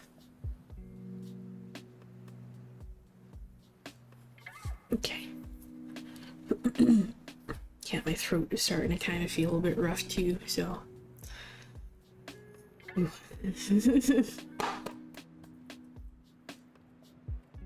Fucking rapid changes in weather are just fucking with my sinuses, which is in turn fucking with my throat.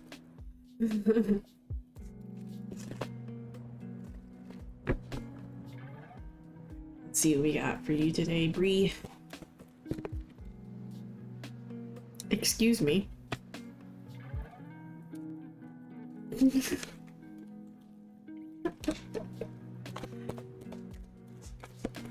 Poor card.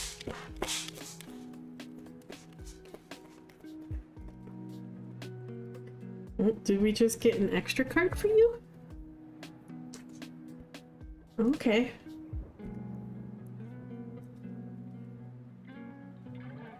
I see you're going to be our stalker card tonight.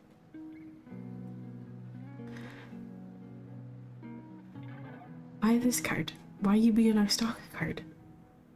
Why? And also this card. This card is giving the vibes of like the tangent that I went on earlier with the second collective.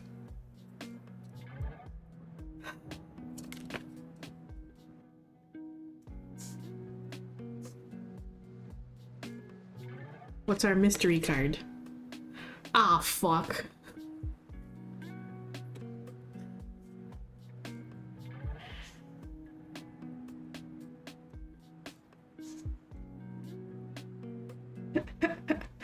We got the King of Cups,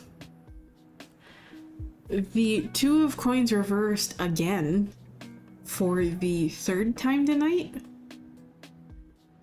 the Ten of Wands reversed, and the Wheel of Fate.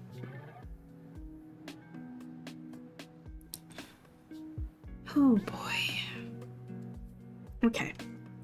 So, I guess that tangent that I went on earlier with the second collective was meant for you, Bree.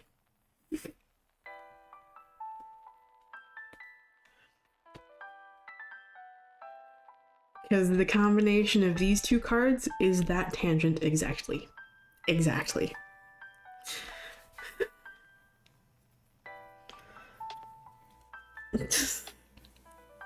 So I guess we're gonna go on that tangent again, though this time it's not a fucking tangent.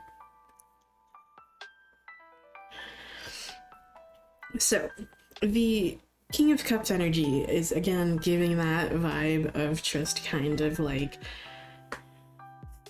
not shoving away your emotions and just kind of like letting them be and letting them exist, okay? And like I said earlier with Adam,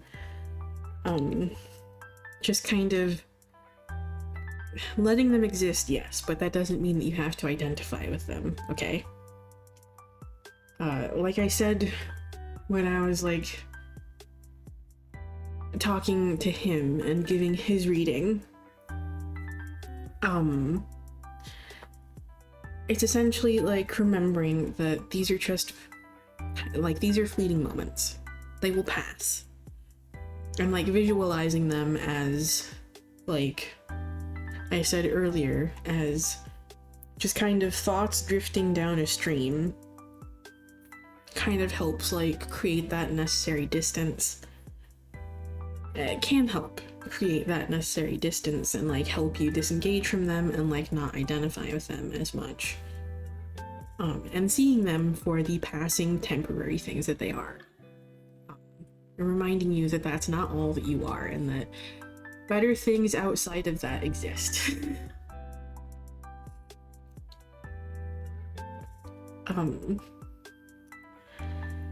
Ugh.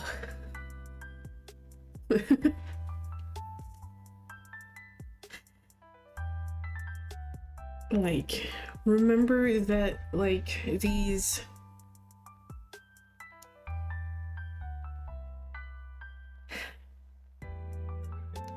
current circumstances are kind of what's influencing these temporary emotions within you, because it's based out of fear. Based out of fear that, you know, you'll find yourself in the same position again, that you won't have enough, that you're just going to struggle again. But like, this is all there is, that there isn't anything better. And the Wheel of Fate, the Wheel of Fortune, it's called Wheel of Fate in this deck, is here to remind you that there are always better things, okay? Things are ever shifting, ever changing. Just because things are going one way now doesn't mean that that's the only way that they'll ever go. Better things are around the corner. Somewhere. Even if you're not seeing them yet. Though I know, you know, like, things have begun shifting in your favor recently. And you should be celebrating that, by the way. Absolutely celebrating that. Like, yes, things aren't great, but some things have still changed. Some things have gone in your favor, okay? Like, celebrate that. Like, yeah, I know what you mean, yeah.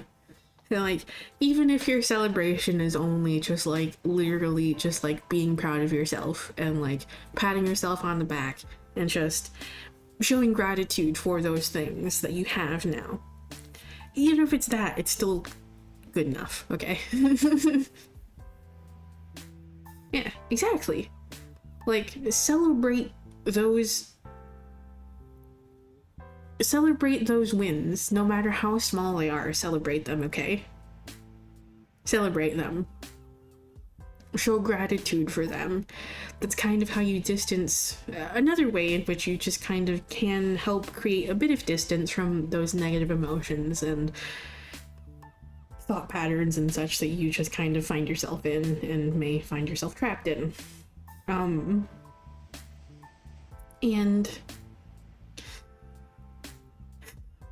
the Two of Coins reversed here is here to remind you to rebalance and reprioritize, okay? Rebalance and reprioritize, okay? That includes making, like, reprioritizing yourself and making time for yourself, okay?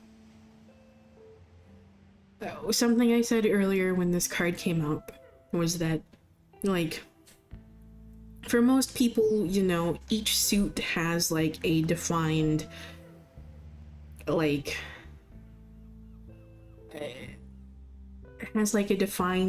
just kind of area that it focuses on. And, like, the swords typically, like, center around, like, the mind and, like, mental states and such. The cups center around emotions, the heart, and, like, spirituality.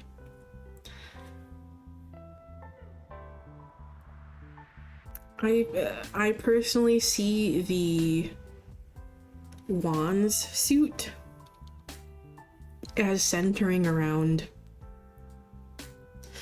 I essentially, I like seeing each of the suits as a reflection of the self and an area of the self.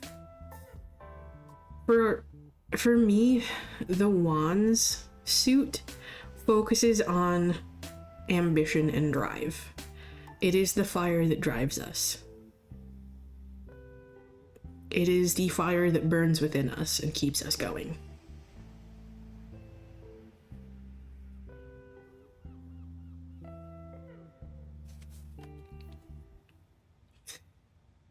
And for a lot of people, the suit of coins, the suit of coins is like usually about resources, and it's like money and finances and stuff, and like career and job, and also resources in like the sense of like things that are necessary for survival, like food, shelter, that sort of stuff.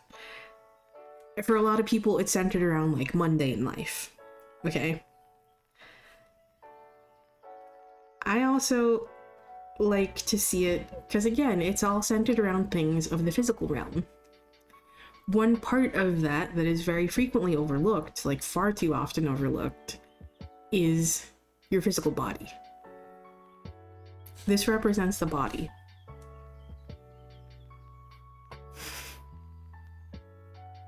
And as we said earlier, because the vibe with that one, that reading earlier, like that collective, was definitely the vibe of if you don't take a break, your body will take one for you, and it ain't gonna be pretty.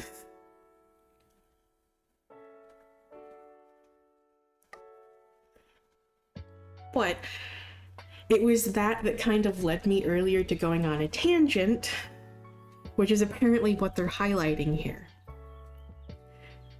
The tangent that I went on earlier apparently was meant for you.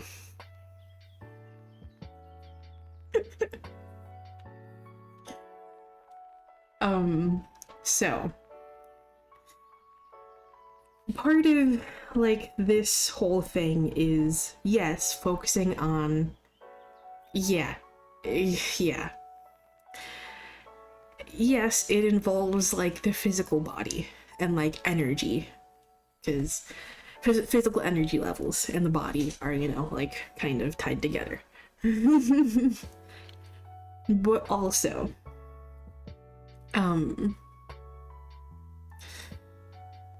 there is that element too of like everyday life, okay? And like needing to balance and like prioritize, like reprioritize like where you're putting your time and energy and taking care of the things that need to be done. Yes. Specifically though, what I went on a tangent about earlier and what this is pointing to, that led me to going on a tangent because this is something that I've been dealing with recently too, and that I struggle with a lot, okay? Like, I struggle a lot with getting overwhelmed by mundane life. The need to just constantly, like, maintain myself, take care of myself, and feed myself, and cook for myself, and do all of the daily tasks that you need to do to survive. Like cooking, caring for yourself, cleaning. I get overwhelmed by that shit so fucking easy, and it stresses me out. And I get burnout so fucking quick. And then that leads to me feeling shame and guilt, because it's just like, well, I know I should be taking care of these things, but I really fucking can't. Like, I know I need to clean. I know I need to clean. But I can't just, you know, like, fucking magically create more energy for myself and actually go fucking do it.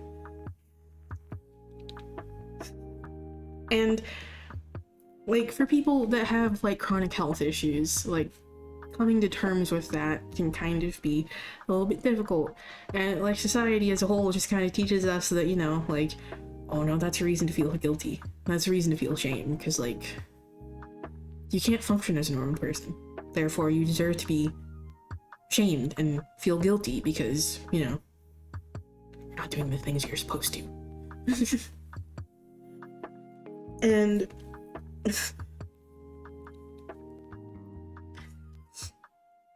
here's the other thing, too. Okay.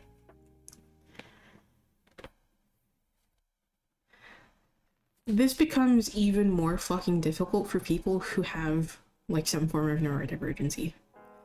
This world, this society was not built with neurodivergent people in mind. It is not made to be kind to them whatsoever.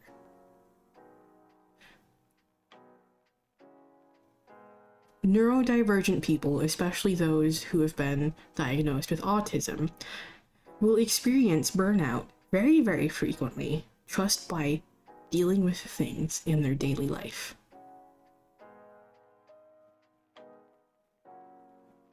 And that is the tangent I went on earlier.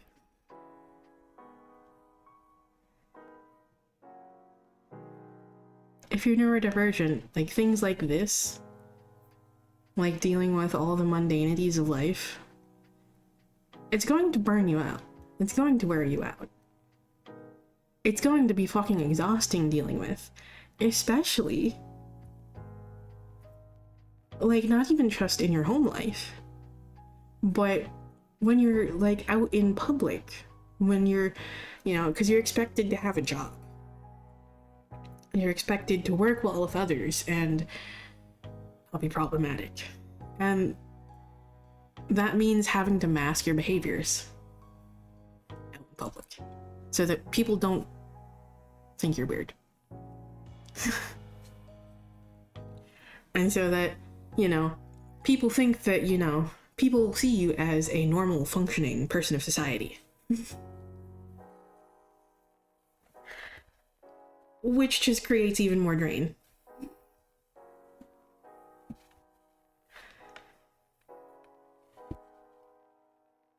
In this day and age and in this current society, it is very, very easy for neurodivergent people to be overwhelmed.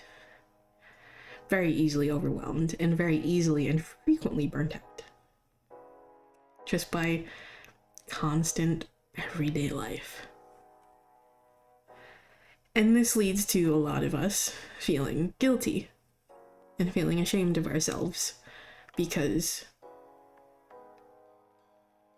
we know that we should be doing these things,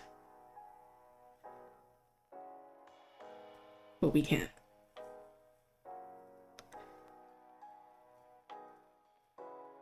What is easy for someone who is neurotypical can be just incredibly difficult for someone with neurodivergency.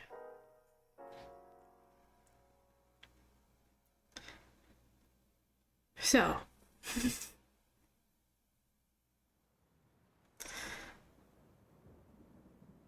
yeah. If you find yourself struggling to keep up with things right now, and all the daily tasks and chores involved with, you know, living and surviving every day,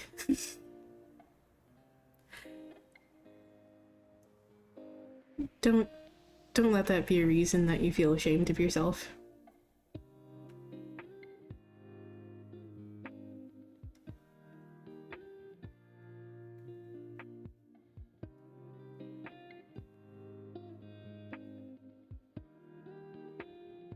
And remember that comparing yourself to someone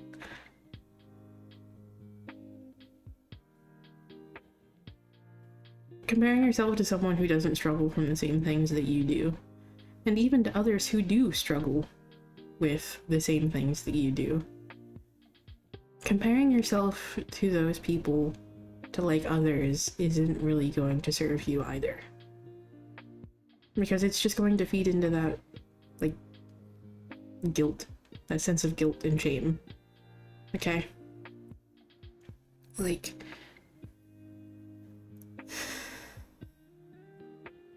yeah, it sucks. I know very well it sucks. Because, like, as I just said, yeah, I struggle keeping up with things. Like, do you want to know how long it's been since I've cleaned?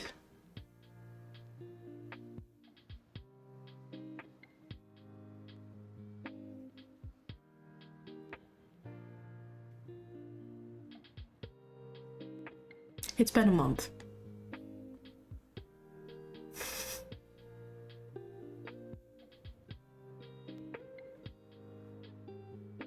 That doesn't mean it's like a fucking complete disaster here.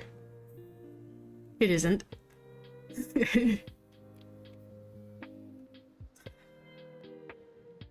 I still keep things relatively clean. But, I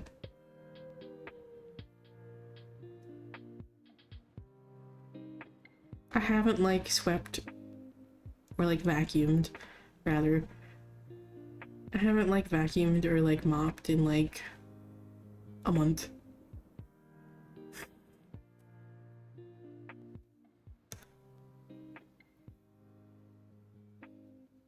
So yeah, I'm falling behind on things that need to be done.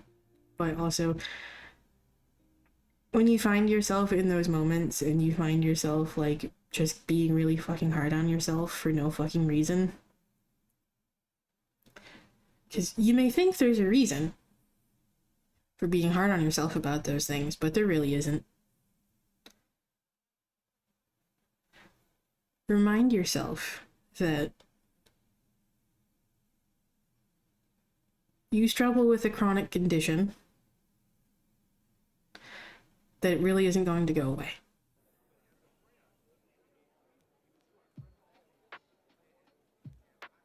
And just because you can't function the way that everyone else does, quote unquote everyone else does, or quote unquote normal people can, doesn't mean you have any less value. Society would like to tell you otherwise, but they can get fucked.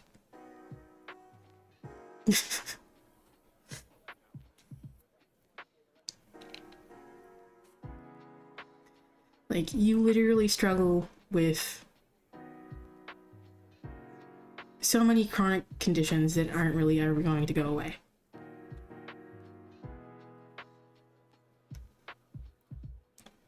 Okay.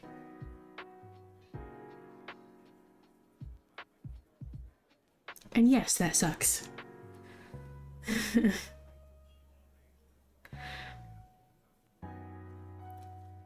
But that is why you should be gracious with yourself.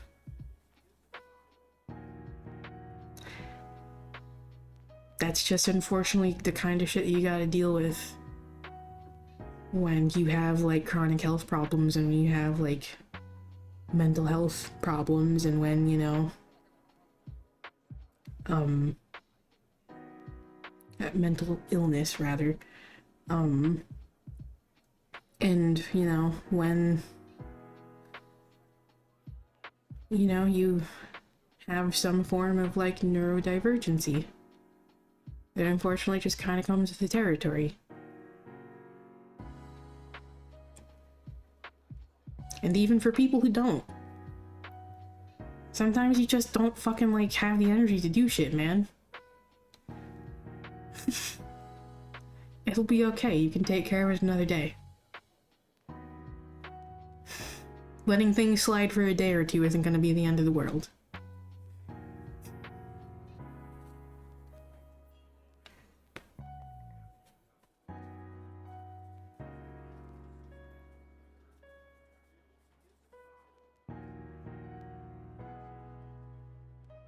And shaming yourself and just, like, feeling guilty about things is only going to make the problem worse. It's only going to make the problem worse, not better. If being hard on yourself and shaming yourself and guilting yourself was going to work, it would have worked already.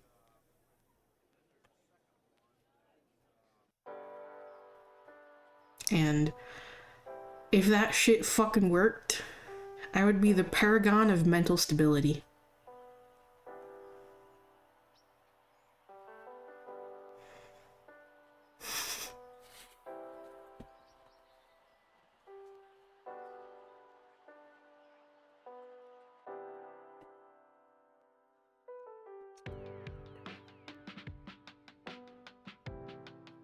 Absolutely not.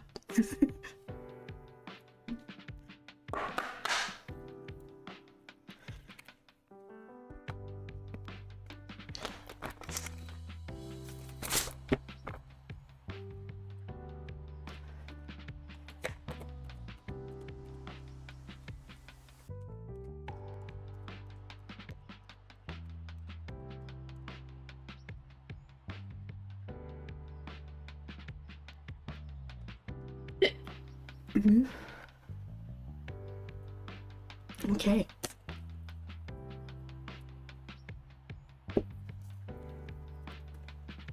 Queen of the Dead.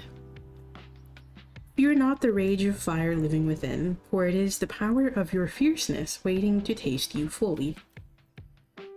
It's phrasing is interesting. Waiting to taste you fully, huh? Sounds a bit spicy. Anyway.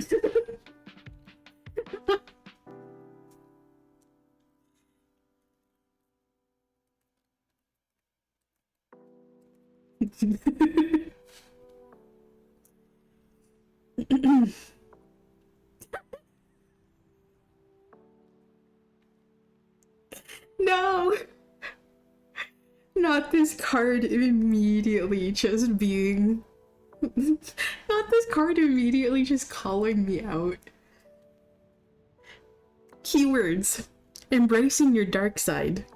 Naughtiness. Using darkness for good.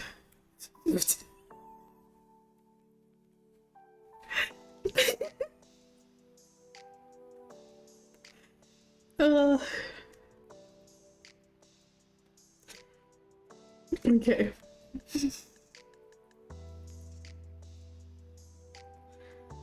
Your higher self chose this card because you need to learn to be unafraid of your soul's darker, naughtier side.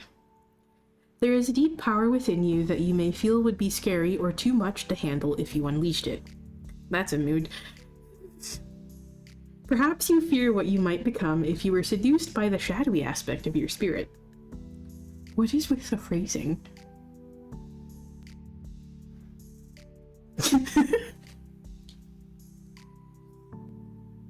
Would you become too ambitious and power-hungry or sacrifice your beliefs in pursuit of fame and fortune? Would you hurt people or forget your roots? Would you succumb to anger and find yourself difficult to get along with? These are all noteworthy fears, but they shouldn't prevent you from integrating both sides of your spiritual being. Essentially, this is kind of a call to shadow work.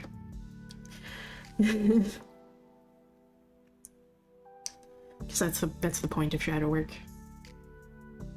It's illuminating your shadows, seeing them for what they really are, and integrating them. Through acceptance and compassion. And letting go of guilt and shame. Queen of the Dead is tempting you to explore and use your darkness for good. Rage, ambition, jealousy, and manipulation can be channeled for a good cause. Rather than viewing them as being bad, you see them as opportunities for evolution and growth. These energies to be useful, and your... These energies to be useful and your willingness to work with rather than against your demons. Oh, okay. I see. The phrasing is a little weird here. These energies to be useful and your willingness to work with rather than against your demons is key for showing them the way to the light. Yeah. It's accepting them with kindness and compassion and releasing shame and guilt. Because it's shame and guilt that caused those shadows to form in the first place.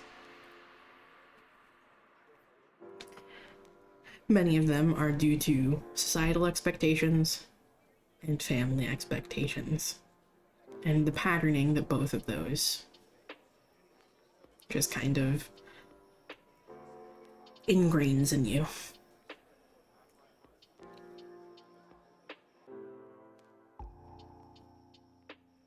So yes, this is essentially a call to just kind of embrace your shadow and do some shadow work, but also don't forget to do light work as well.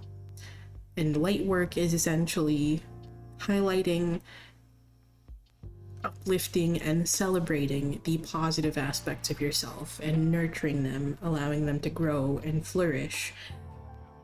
And those, I mean, and also like your good qualities, like your, you know, quote unquote bad qualities, your negative qualities as well, okay?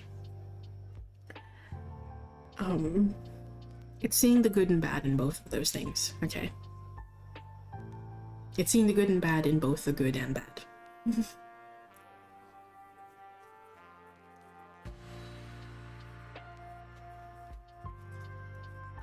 The light work is essentially like the uplifting part of that. And you can essentially like embrace like light work by, well, showing gratitude for like things and celebrating those things and uplifting those like positive traits within yourself, or really any of the traits in yourself that you just kind of want to nurture and grow, whether you see them as positive or negative. Light work is about nurturing and like growth and celebrating those things. Shadow work is digging into the darker parts of yourself and unraveling the threads and seeing where they lead and what the reason behind that patterning is, essentially.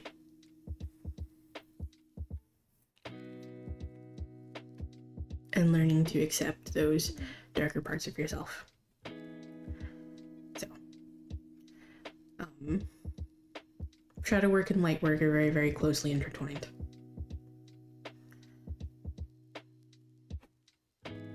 Okay.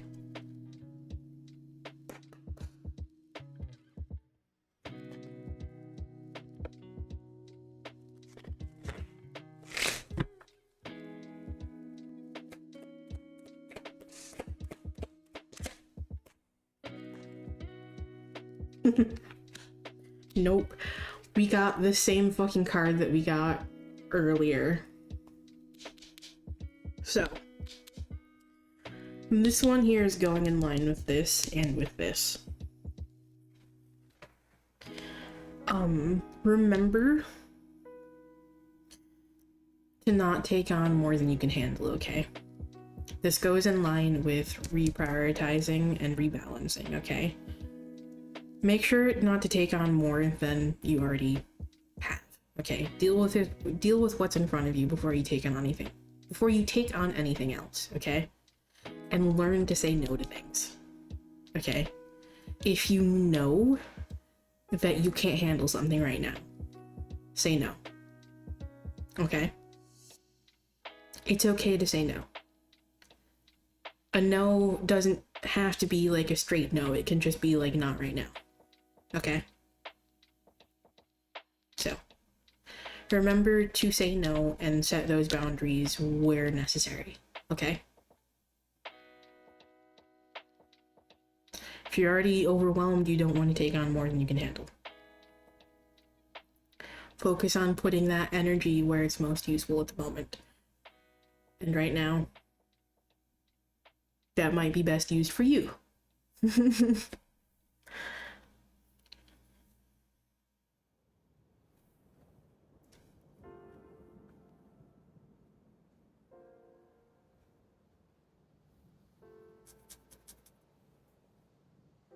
Okay.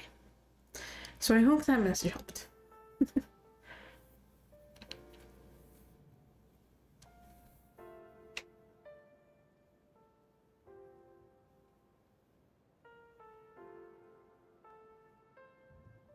Of course.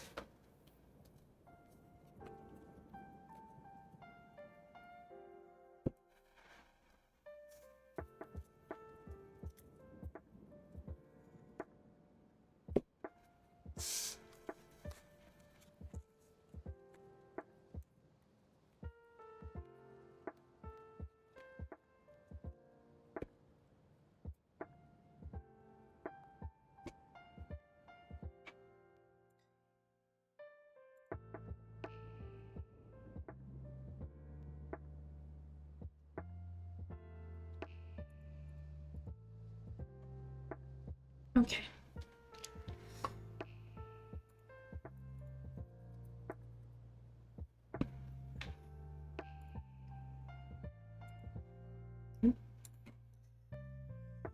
Okay. Let's see what we got for a closing message here.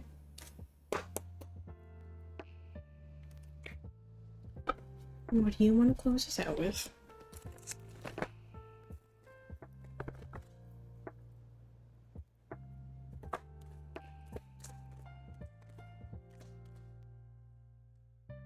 There are my lights. There go my lights again. And as a reminder, my remote is right here. And the only other way that I can control my lights is with my phone, and my phone is being used as a camera.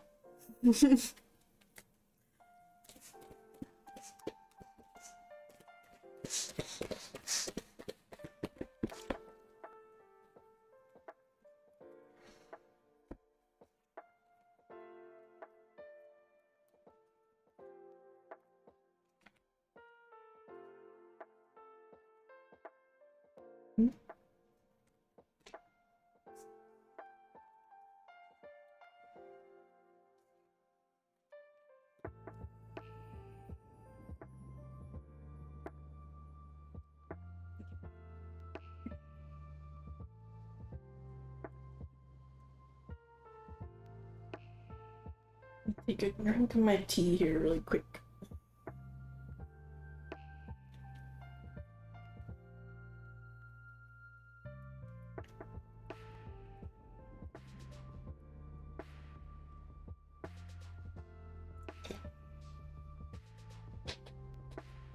Throat is feeling a little boy.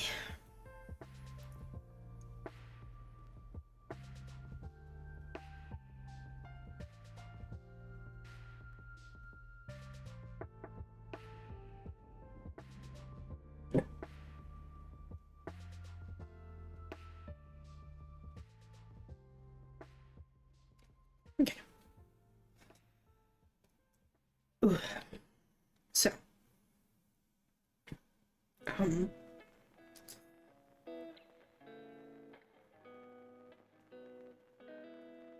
essentially, I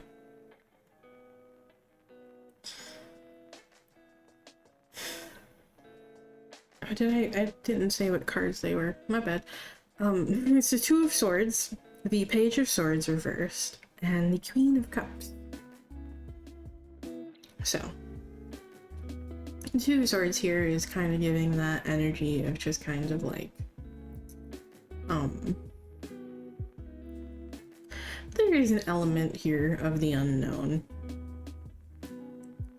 Just kind of like a bit of a fear of the unknown here with that, like, Two of Swords energy. And that fear of the unknown kind of can often cause us to just kind of like,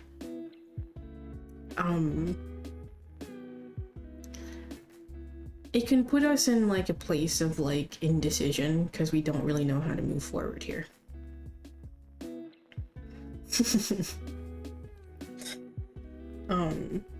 So there's definitely like a sense of like a fear of the unknown here. And most certainly just kind of like a sense of like indecision here. That fear of the unknown might be like fueling it, because we don't really know how to move forward with things. We don't have the clarity we need to just kind of like move forward with our ideas here, and we don't know how to get to where we like want with things right now. And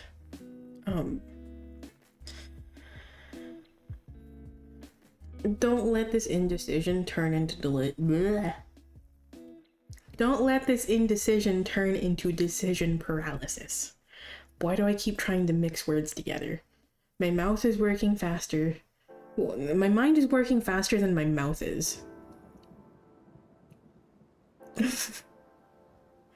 Can we not, brain?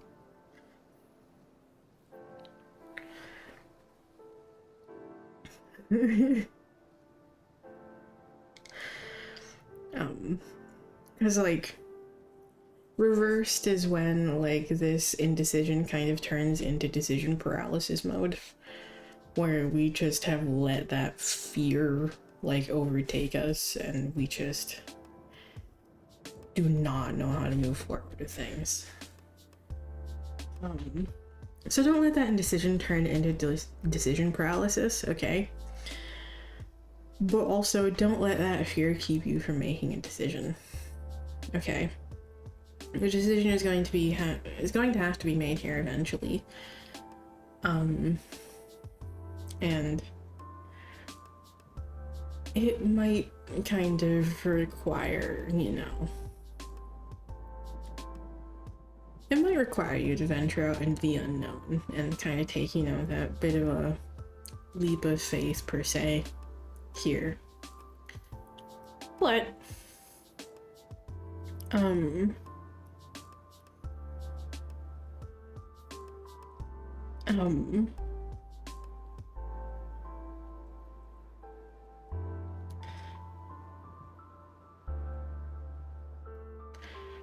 with the Queen of Cups here being present here, there's definitely a vibe of like trust that you'll know when the time is right, okay? To actually move forward with things again, okay?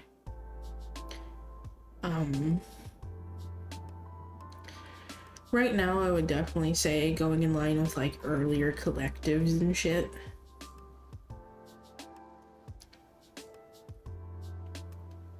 Hello. Yeah, I have my my LED lights on underneath the there's an LED strip running along the like top of my desk here, because the back of my desk has like a shelf running along the entirety of it, and underneath that is like an LED strip. So I have the LED lights on right now.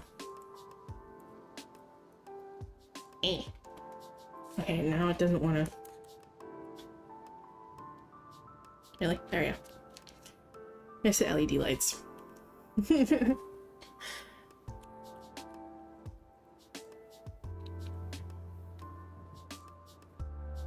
So, excuse you? My lights just turned off again. How dare you? They have a mind of their own sometimes. There's interference somewhere. There's interference that's just kind of causing some problems here. I also think there's an issue with battery connection. Sometimes I have to tap the back of a battery compartment to actually get it to get the remote to work. So I think it's a problem with remote. There's some issue with the electronics of the remote that's just kind of like sending weird signals. Because the remote runs on like 2.4 gigahertz radio frequency,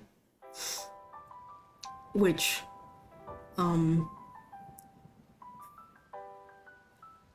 there can be a lot of interference when things are running on that channel, unfortunately. When things are running on that frequency, rather.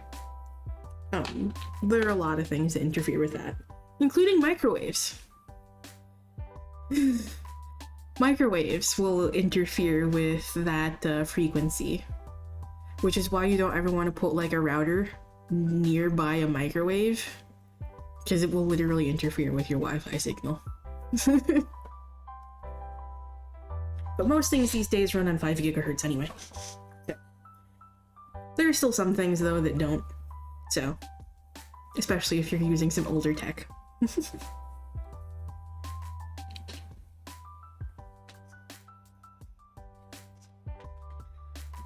But, yeah, the Queen of Cups going along with this is kind of like giving the energy of, like, trust that you'll know.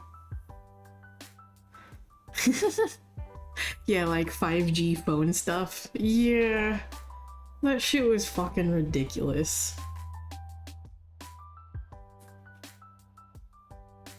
I still remember the fucking, like I still remember when they were, like, selling, like, quote unquote, like, this is how ridiculous it got. I still remember when they were selling quote unquote 5G blockers for, like, your fucking Wi-Fi routers. To block 5G signals from interfering. Or to block 5G signals from, you know, like, doing whatever bullshit they were saying it would do. And the funny thing is that these people were essentially selling a Faraday cage to people, which, if you don't know what that is, essentially just makes, like, if you were running on Wi-Fi and you don't have wired connections on anything, it essentially just entirely blocks, like, Wi-Fi signals. So it made your router pointless.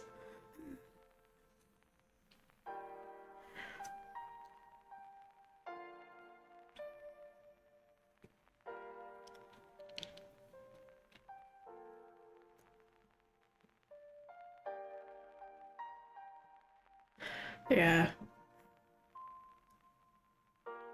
Some of the shit that was happening and, like, being said around that period of time was just pure insanity. But, yeah.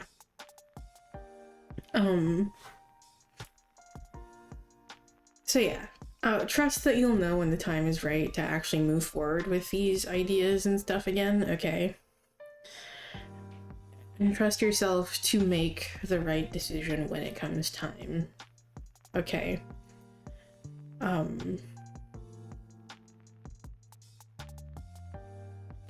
So.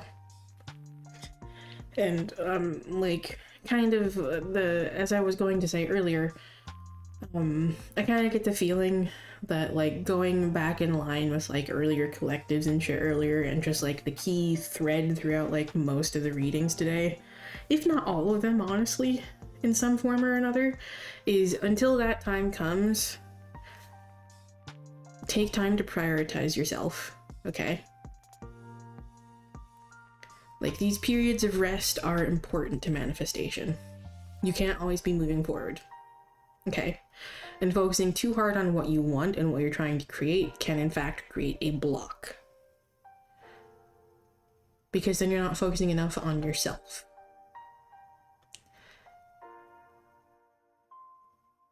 And when you drain yourself, you just don't have... When you just drain yourself and you just don't have the energy to move forward again, like... How well is that going to serve you exactly? Also, my lights turned off again.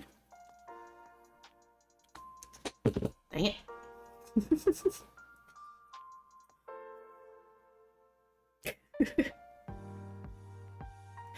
But yeah, so yeah, that apparently seems to be, like, just the core message of, like, so many of the readings tonight is just make sure that you're not forgetting about yourself and prioritize yourself when you need to. And even though this message isn't explicitly saying that,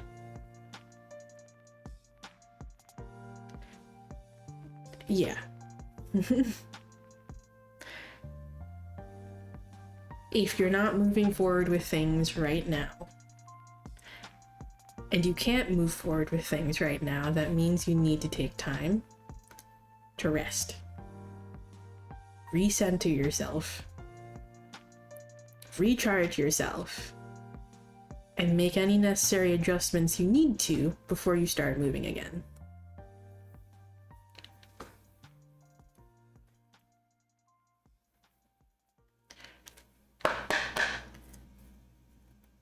Action and inaction are both two sides of the same coin.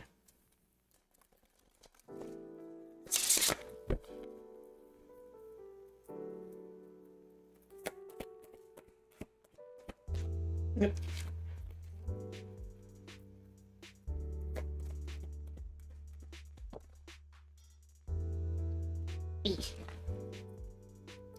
Keep dropping fucking cards.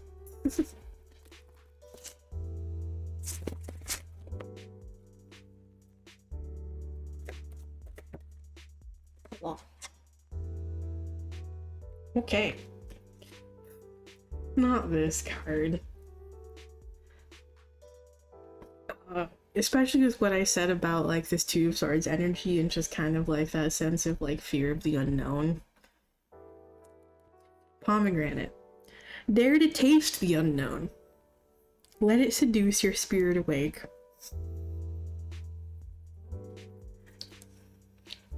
What is it with tasting things today, huh? And seducing cards.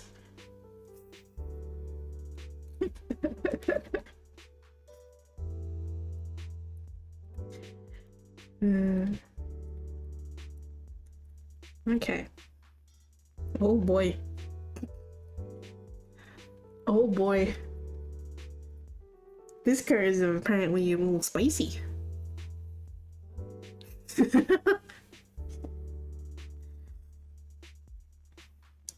Keywords: lust, pleasure, seduction, forbidden fruit, sexuality. Okay.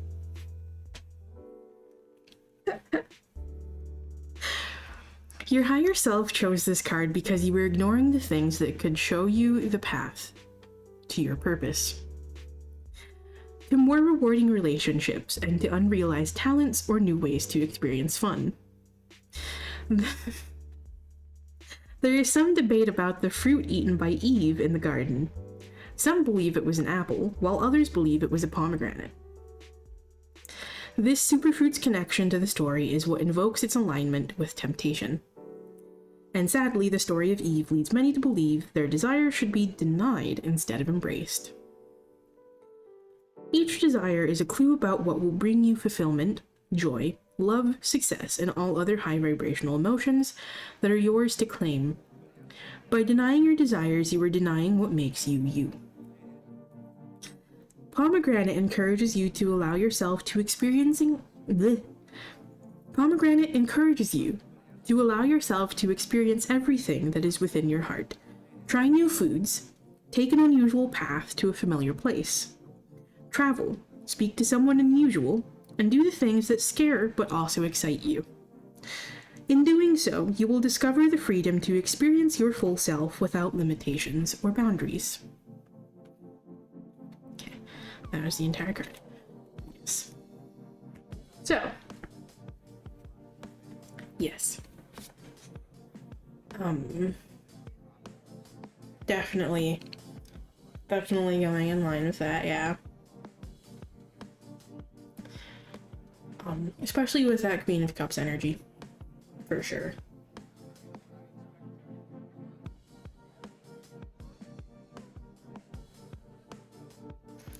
But yes, so don't let that fear of the unknown keep you, like I said earlier, don't let that fear of the unknown keep you from moving forward with things that you want, okay?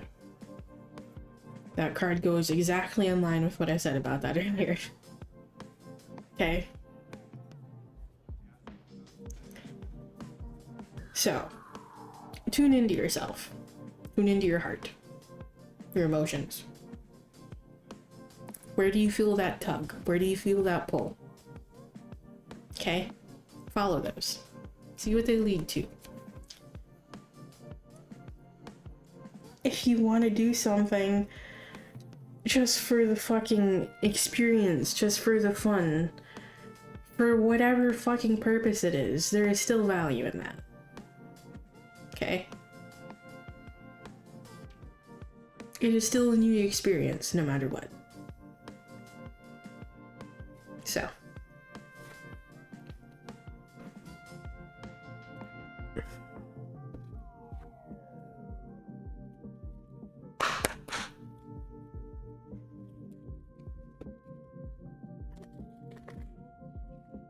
So I like how I said I wanted to keep it short, yet here I am going on almost like 3 hours of streaming again. Like I said earlier, it was only a half joke. Short to me usually means about like 3 hours.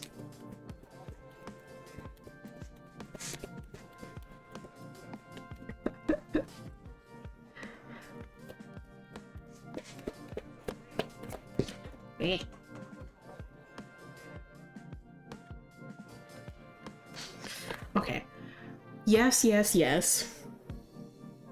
Okay. So,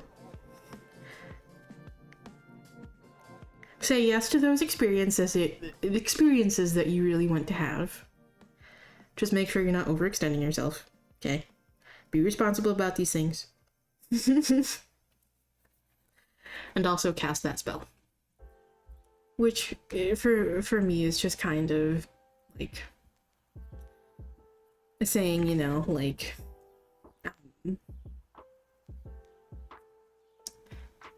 how do I word this? Essentially, like, cast that spell as in, like, manifestation. Okay? Like, go manifest that shit. Go put in that work. Go do what you can to go, like, create those experiences for yourself, okay? Don't let that fear of the unknown, or, like, even that fear of, like... Because there is an element here with this Page of Swords about, like, a fear of what other people might think of you if you do these things. Who gives a fuck what other people think?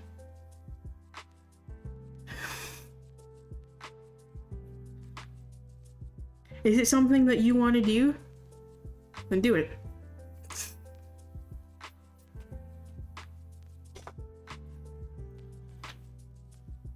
If it's something you truly want, don't let like the opinions of anyone else get in the way.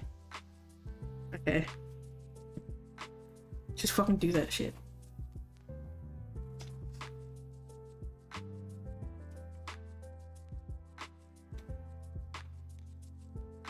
Okay.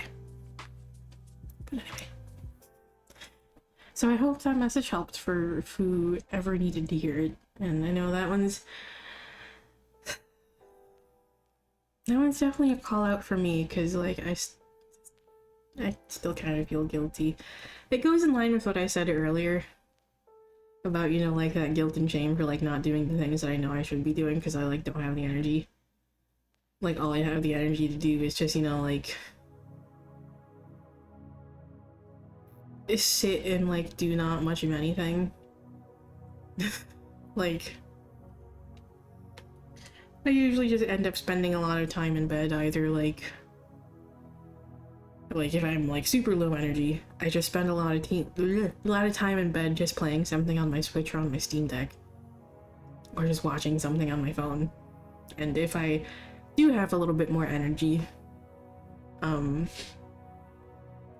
like a crumb more energy, I go sit in my desk. I got my desk chair and you know, go play something on my computer or watch something on my computer, or just, you know, like hang out with friends or something. And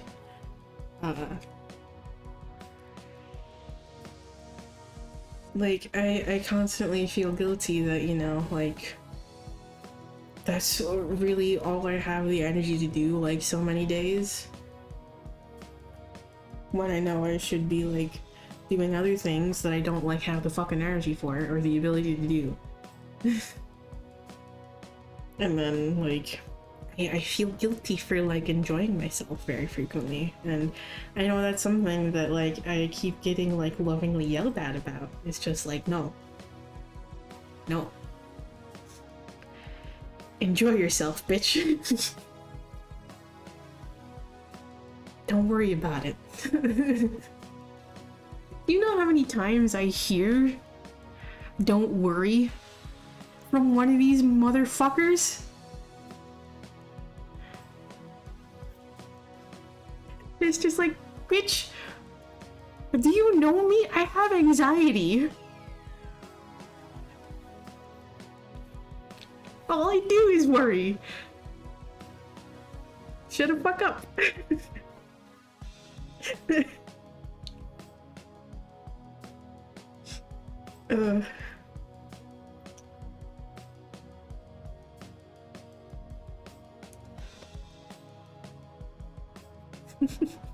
But yeah.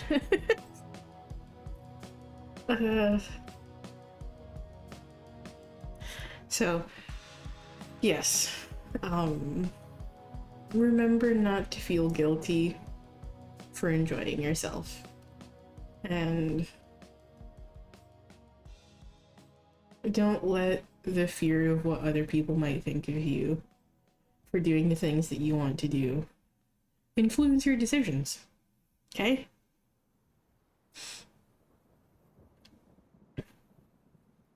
So, yeah.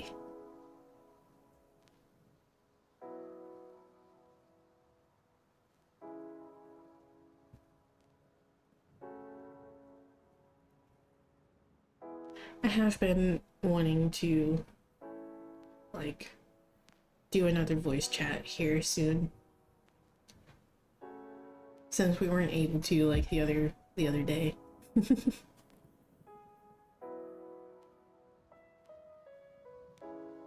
I also still want to do, like, a movie night where we go watch something. We just need to decide what to watch.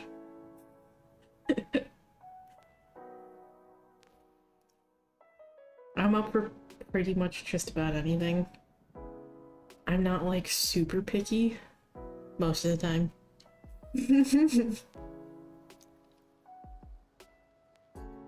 Most of the time. Last Unicorn? I don't think I have, no.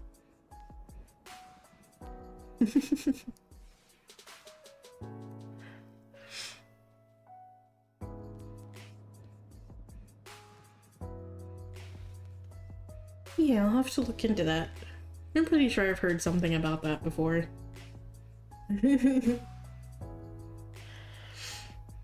But yeah.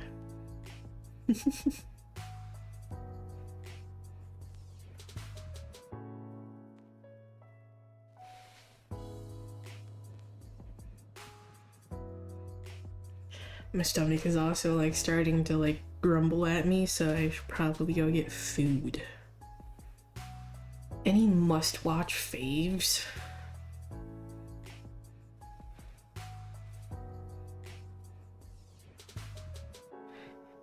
Yeah. Yeah.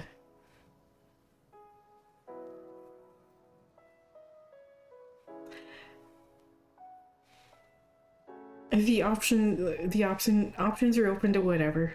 Free, yeah.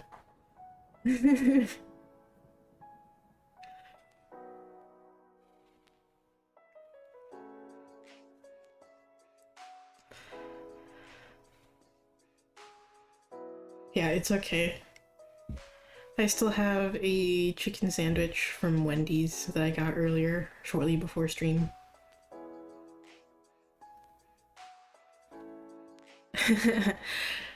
Yeah, as for, like, any must-watch faves, that's a good fucking question. I always recommend for anyone who's never watched it, Scott Pilgrim vs. the World is one of the best graphic novel adaptations ever made. Just because there was clearly a lot of, like, passion put into, like, the visual effects. Even if it doesn't follow the story very well. It is great for what it is.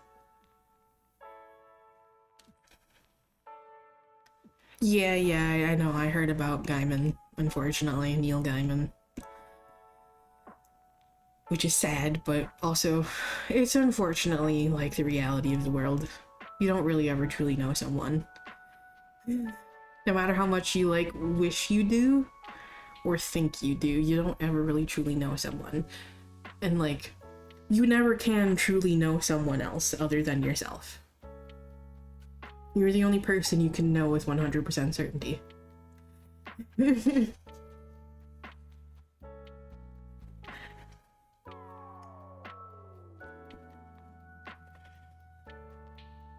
It's like, there will always be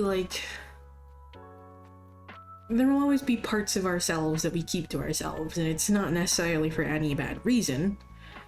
It's just that, you know, like, some things are just too personal. Some things we just don't ever even, like, think about revealing about ourselves, and, you know, in rare cases, there is a reason to hide some things. Some people have a reason to hide some things. But yeah, like, you can't ever really truly know someone because you can't ever really be in their head. So, you can still know a fair amount of a person that's, you know, that you're like very close to, but you still can't really 100% know anyone. And yeah. But yeah, as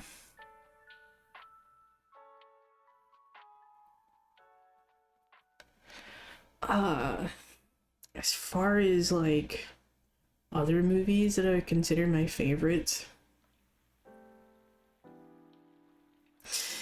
I know it isn't really well loved and it's not a fucking like good adaptation at all by any means. I've always loved the Silent Hill movie. The first one, not the second one. I've always loved the first Silent Hill movie for what it is. Because the visual effects are really good. Like, the practical effects are great.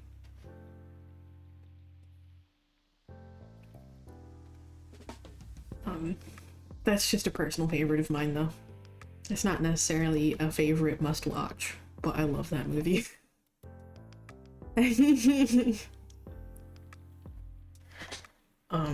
In general, I like a lot of horror movies. So, exactly. Yeah, I was about to say the same thing. I like the Resident Evil movies too, even though they don't follow the, like, game story at all by any definition. They're still fun up to a certain point. The last couple of films are, yeah. The first few, though, are really good. I would recommend, like, the first 2, 3 perhaps even. First 3 Resident Evil movies. For the same reason. They're personal favorites, not necessarily like great must-watch films, but they're fun.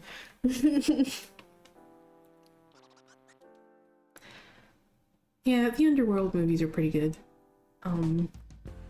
As far as like must-watch, K-pop Demon Hunters, honestly. That movie is fantastic.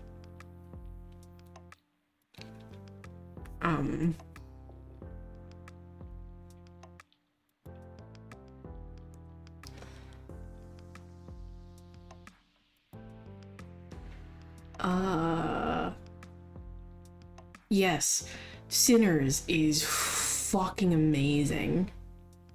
And like, it is like so, it tells a fucking story of like black culture as well. Something that, you know, is very highly underrepresented in the film industry.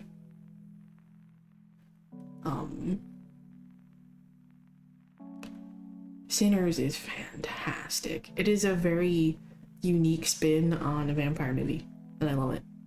And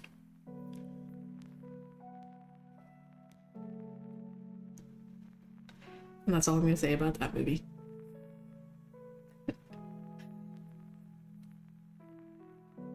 I have not watched Weapons yet, but I plan to. When I can. Um,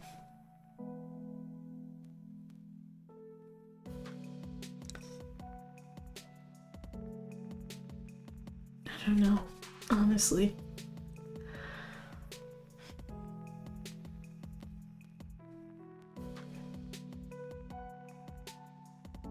That's a good question. Trying to think of like any other films that I would like highly recommend. And oh, Hot Fuzz. Hot Fuzz is a fantastic movie.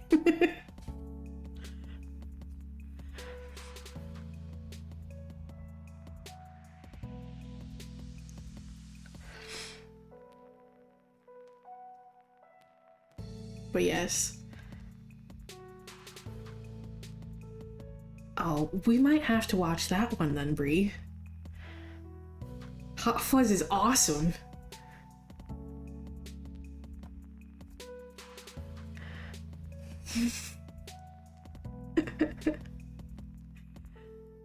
I love that one so much. It's probably one of my favorite comedy movies. Shaun of the Dead is also pretty good.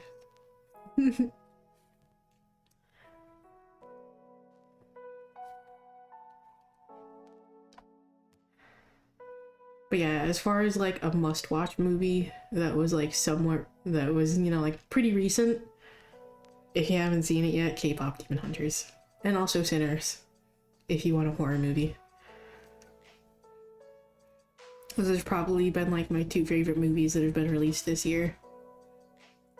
And honestly might be like some of my favorite movies like ever, honestly, currently. They're just so fucking great.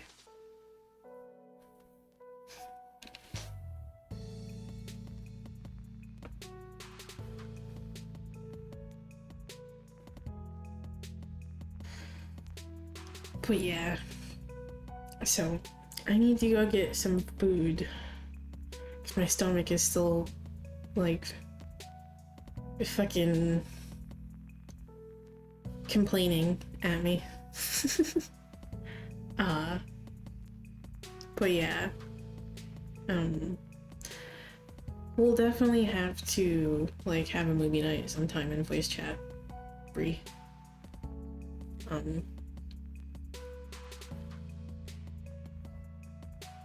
It might be available here shortly if you just want to like chat here later.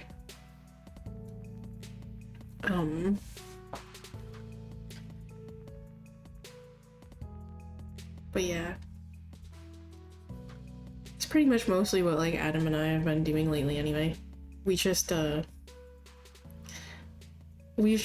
essentially like chilling in voice chat as always, and rather than playing things recently, we've taken to just watching some movies.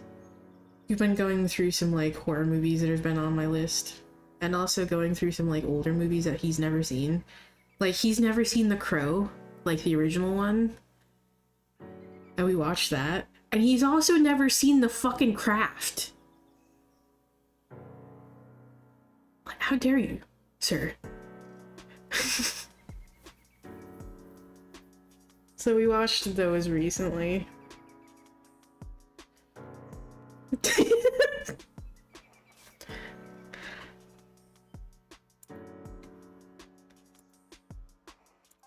The emote's right there, bitch. Fuck you.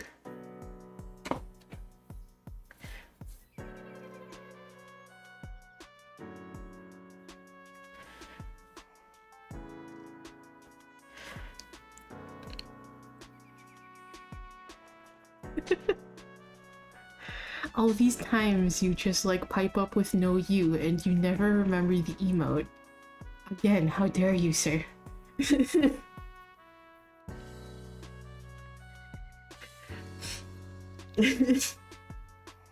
But anyway, it's time for me to call it there so I can go get some food and just go like chill for a little bit. Unfortunately my sleep schedule is kind of a bit fucked again. Not too horribly yet, but it's a little fucked again. And I know once I get like the Guitar Hero controller, my sleep schedule is just gonna be absolutely fucking obliterated. But that's okay.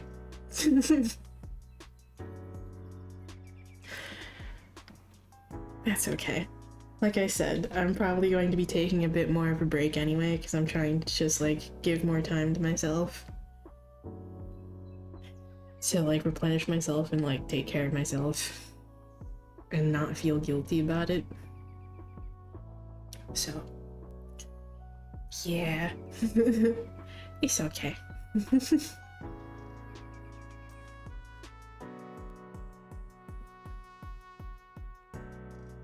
But yeah. So with that, unfortunately, I'm going to have to call it. So I can get food so my stomach stops growling at me and making really weird noises. But I'm not sure the mic is picking up or not, but man, it's making weird noises. So, thank you all for stopping by.